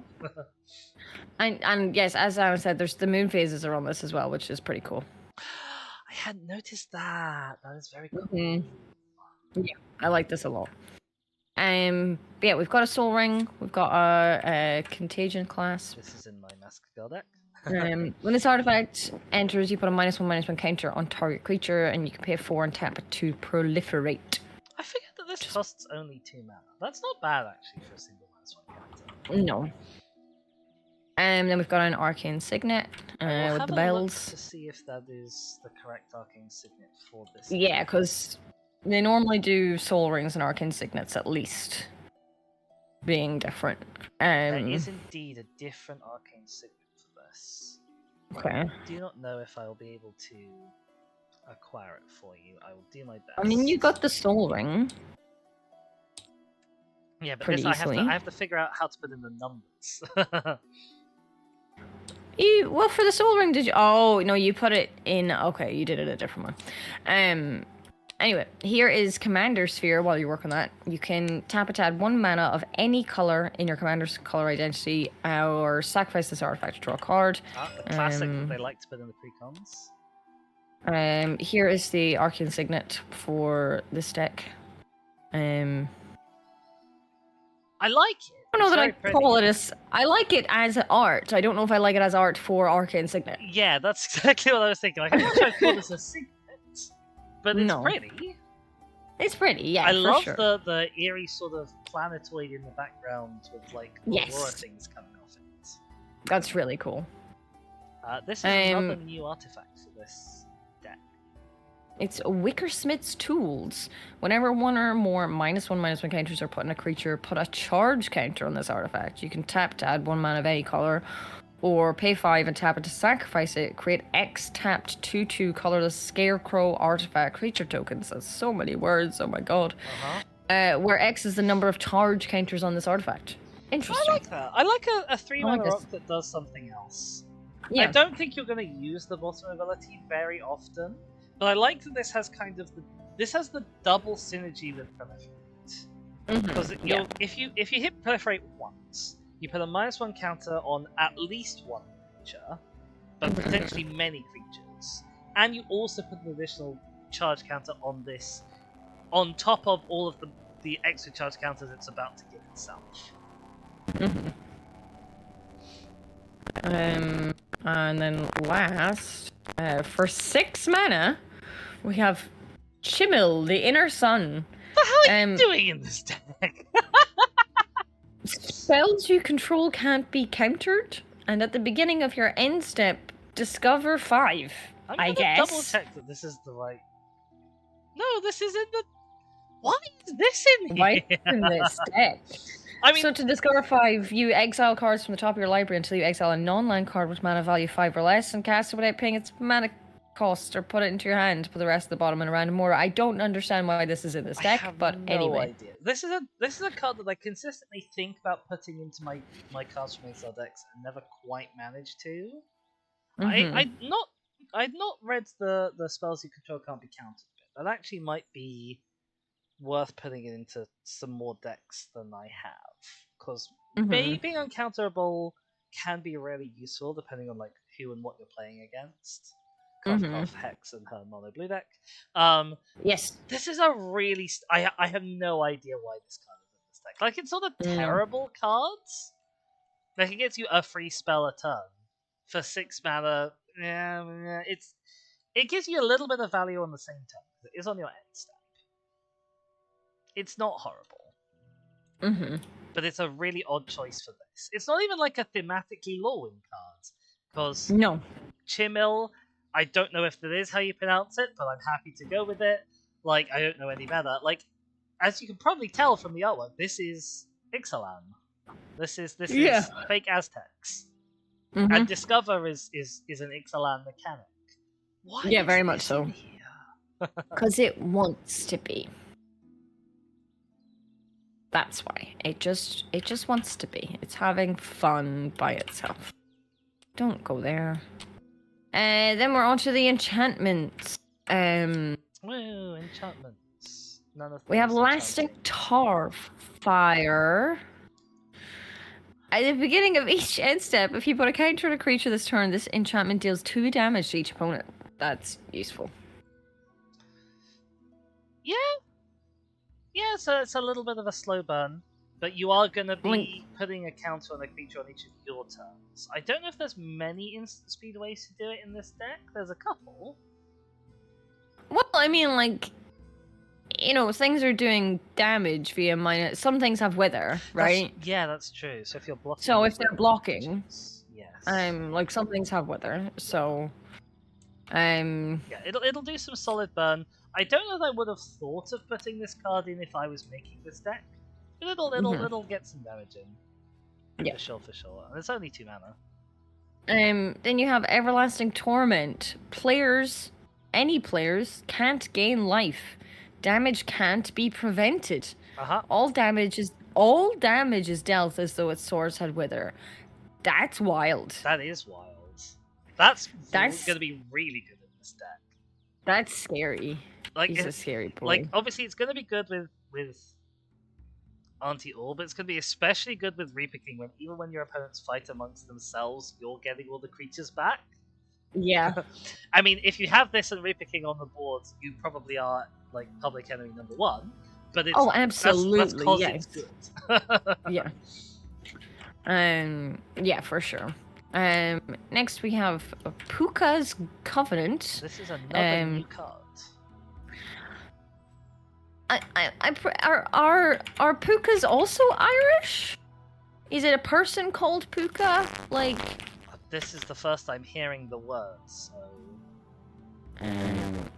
I assume Puka is the dog person. I would assume so, but it's a creature of Celtic, English, and Channel Islands folklore. Considered to be bringers of both good and bad fortune. They are shape changers. The creatures were said to be shape changers that could take the appearance of horses, goats, cats, dogs, and hares. I guess they're on Lorwyn because it's sort of a fairy tale-y kind of plane, and it has shapeshifters.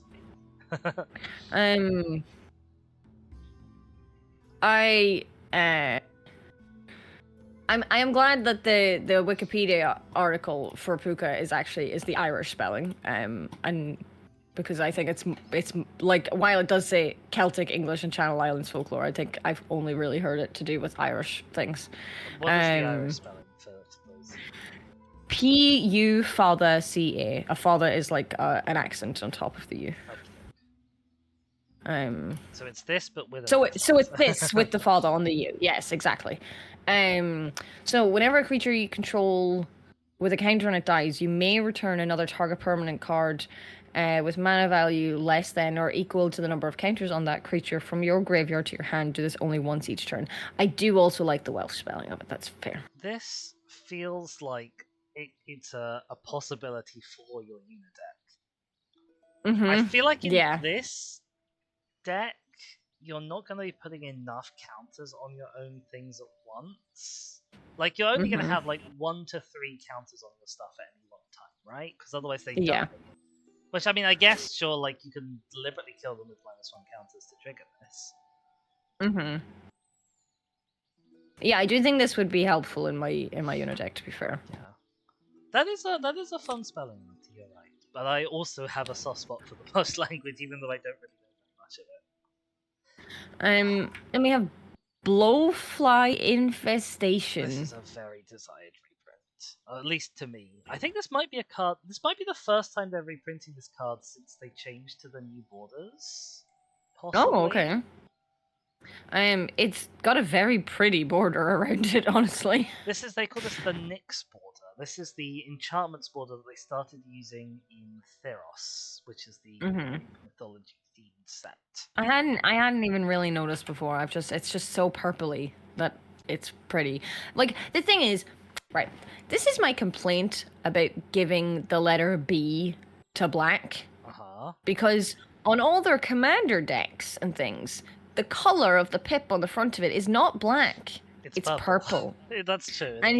And here you have the border of a black card being purple. So I'm like, you should have just called it purple instead of black. But that's my own gripe. So, whenever a creature dies, if it had a -1/-1 counter, and I put a -1/-1 counter on target creature. Yeah, sure. Just keep spreading them all around.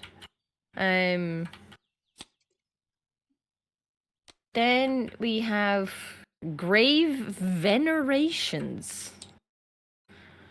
When this enchantment enters, you become the monarch.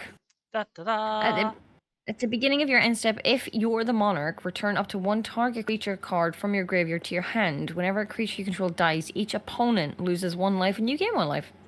This is an interesting card because this is a new card for this deck again. Like it's only kind of quite loosely related to the other things that this deck is doing. Yeah. Like, I mean, I suppose what it's there for is to be like a semi-permanent recursion mechanic, so that you can load up your creatures with loads of -1 counters and let them die. I guess, or at least one creature per turn. You can let it die with -1 counters and bring it back. Yeah.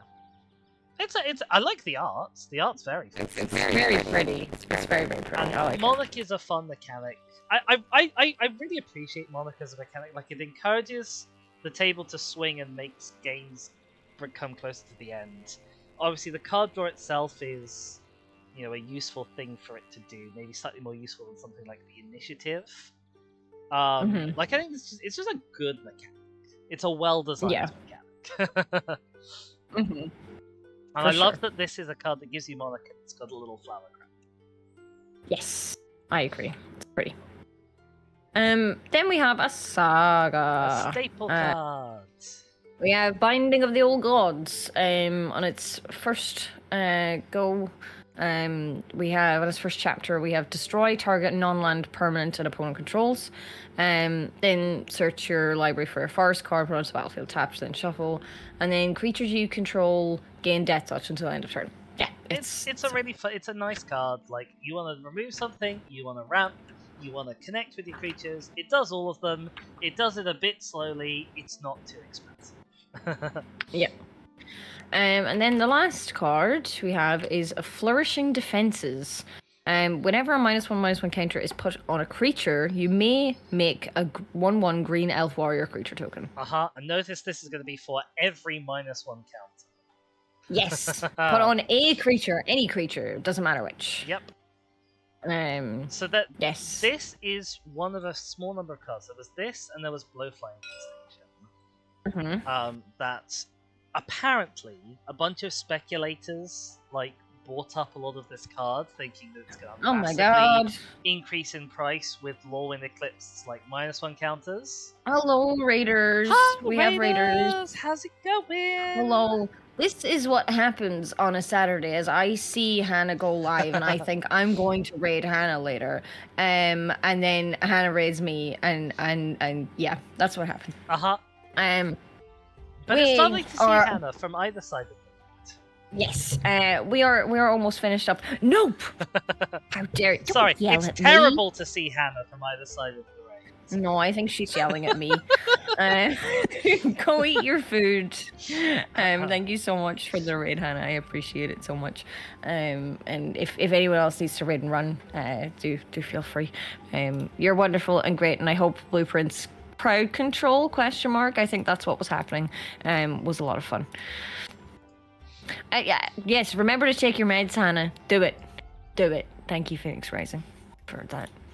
So anybody else who has meds that they need to take? Yes. Everyone take your meds, drink some water, do some exercise, I guess. Maybe, that sounds wrong. Yeah. So the story goes, Flourishing Defenses and Blowfly Infestation, people were buying them up thinking they might surge in price with Lorwyn, and it turns out they're reprinting them in the Commander decks, so hopefully they will have noticeably less of a price surge. Yep. Hopefully it'll suck to be a scalper. At least a little exactly. We would like it to suck to be a scalper. Yes. Honestly. There's another card that is quite like Flourishing Defenses. I cannot remember what it's called off the top of my head. It is in my Massacre God deck, so I'm going to go and have a quick look in that. But it does something, I think it's called Scarab Swarm. It does something very similar to Flourishing Defenses, but in mono black, and it makes insect tokens. That makes sense. That is a very fun card that I'm sure a lot of people will be looking to upgrade this with. What is it called? It is called Nest of Scarabs. There we go. I'll go and fetch it for you so you can have a see. Yes, please do. Actually, while I'm here, while you're here. I'm also gonna grab no, never mind. I was gonna grab a card, but we've already seen it, so ignore me. Oh, okay. I would never ignore you. Yeah, Nest of Scabs. It's very similar. Whenever you put one or more -1/-1 creatures on a creature, create that many 1/1 black insect creature tokens. Yeah, that's basically the same I assume thing. this is going to go shoot up in price. Yeah, for sure. Since they haven't reprinted it, yeah. Although I'm looking at it on Moxfield, the listed price is only like £4. So even if it triples in price, it's not terrible bad. I mean, triples would be it being 12 quid. Yeah. Like, it's bad, but not terrible. It's bad.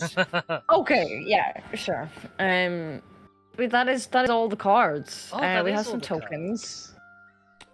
We have some tokens. Your problem is picking up the whole thing. My problem is picking up one.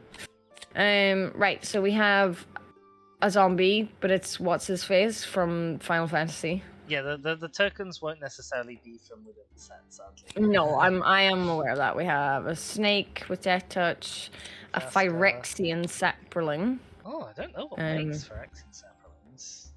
I'm pretty sure I didn't see anything that made those. I'm very confused now.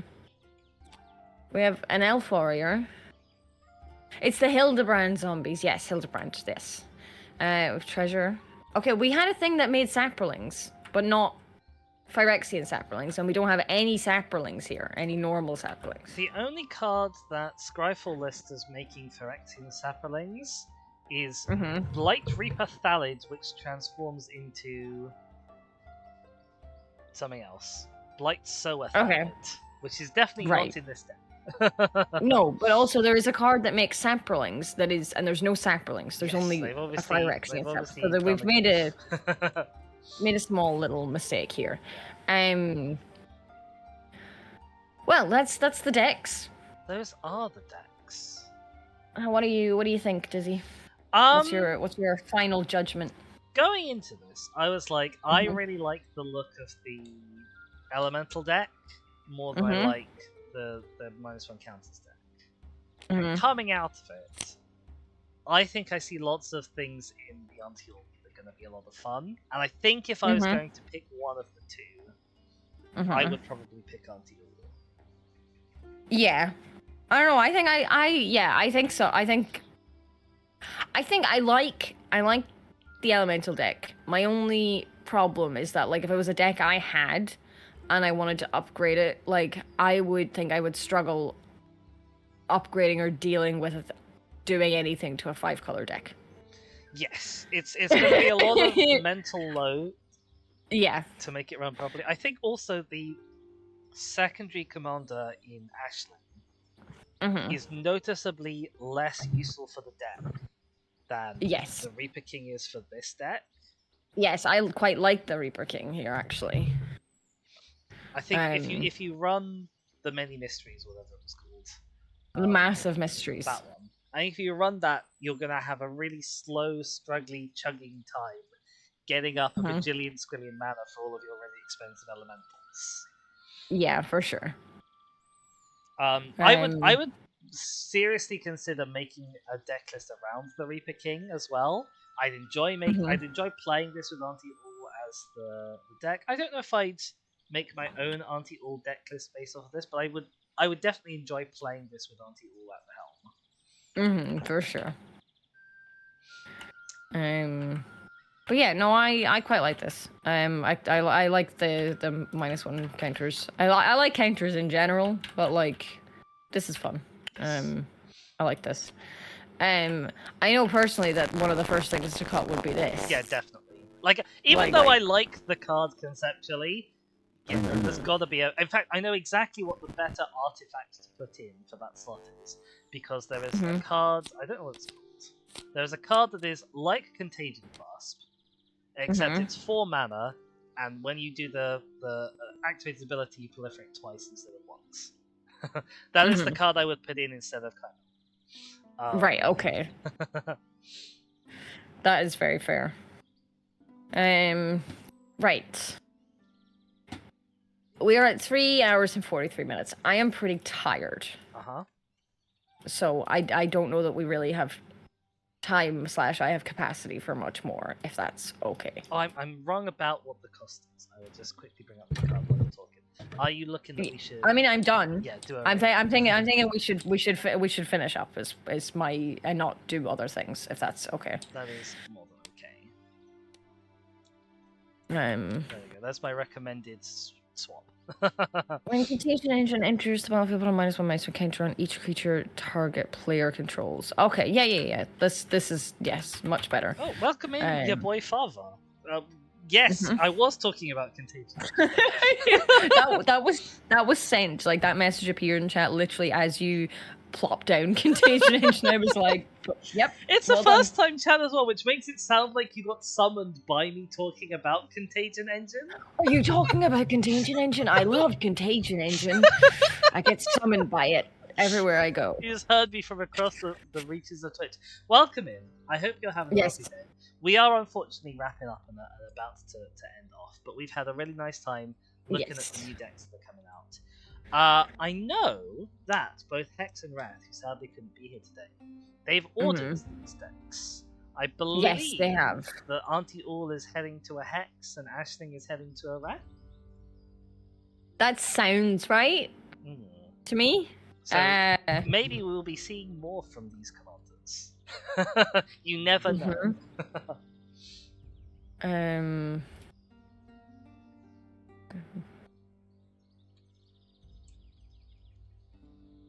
Shall we? Yes. Well, I shall. Any other last comments? I don't think so. I think I had fun. It was good. I had a great time. These are definitely more in the sort of the focused vein of commander decks, where like you can pretty much every card you can see like how it slots into the deck and its game plan. Even the ones that aren't like the best choice. You know, for sure. They're all working towards one concerted game plan. So it's probably going to be these are probably both going to end up being among the stronger precons just for that, compared to some of the older ones. That's just the trend as how precon design is going. Yeah. Shall we find someone to give a little raid boost to? Yes. We can't go and raid Hannah. No, we can't. She stole my raid from me. She betrayed you. She betrayed me, yes.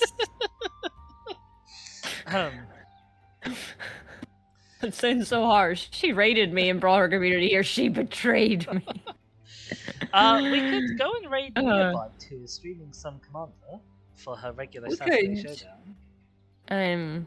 Yeah, if you want, that's fine with me. Yeah, okay. I will put the username in the chat for you. I know how to spell Nearby. That's fine. Well, I often fail at spelling things. But also, like I follow her, so it's easy to get that up there. Fair enough. Yeah. I have started my raid already because I was like, okay, I've got the raid. I know where we're going. So I will see you. I guess I'll see you over there. Goodbye, everyone in chat. I hope you all have had a lovely time, and thank you so much for streaming. Thank you for streaming with me, and goodbye to all of Dizzy chat. That I every time like we say goodbye and then like we're both still streaming for a second, like I reply to messages that come in chat and I'm like, they can't actually hear me. Because we've either gone off call or we've deafened or something, but we're still sharing chat, and I'm just like, yes, King Girl, this thing. But King Girl can't hear me at that time, so yeah. It would have been funny if I deafened already. I wouldn't murder you. You would be in trouble. So, bye, Z. Bye. Alright, we are genuinely on our own now. We're gonna go and say hi to Miabite, who is doing the Saturday Showdown, commandery type of gameplay. Thank you everyone so much for being here. I hope you all had a wonderful time. Thanks so much to your boy Father for dropping in and chatting for the first time. Thanks to King Girl, who's been around. Many people have been around the chat. Some from mine, some from Shacker's. too many to go and sift through them all, but you're all loved and appreciated. If you've liked what you see here, I try and do magic content sort of as often as I can, but that isn't as I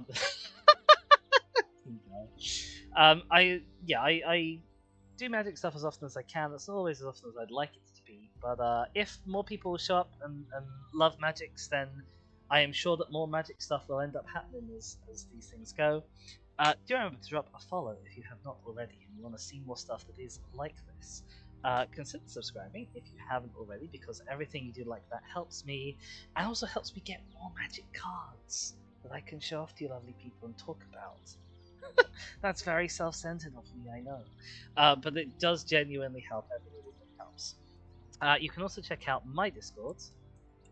I was not sure if that was also going to be Shaka's Discord, but apparently not.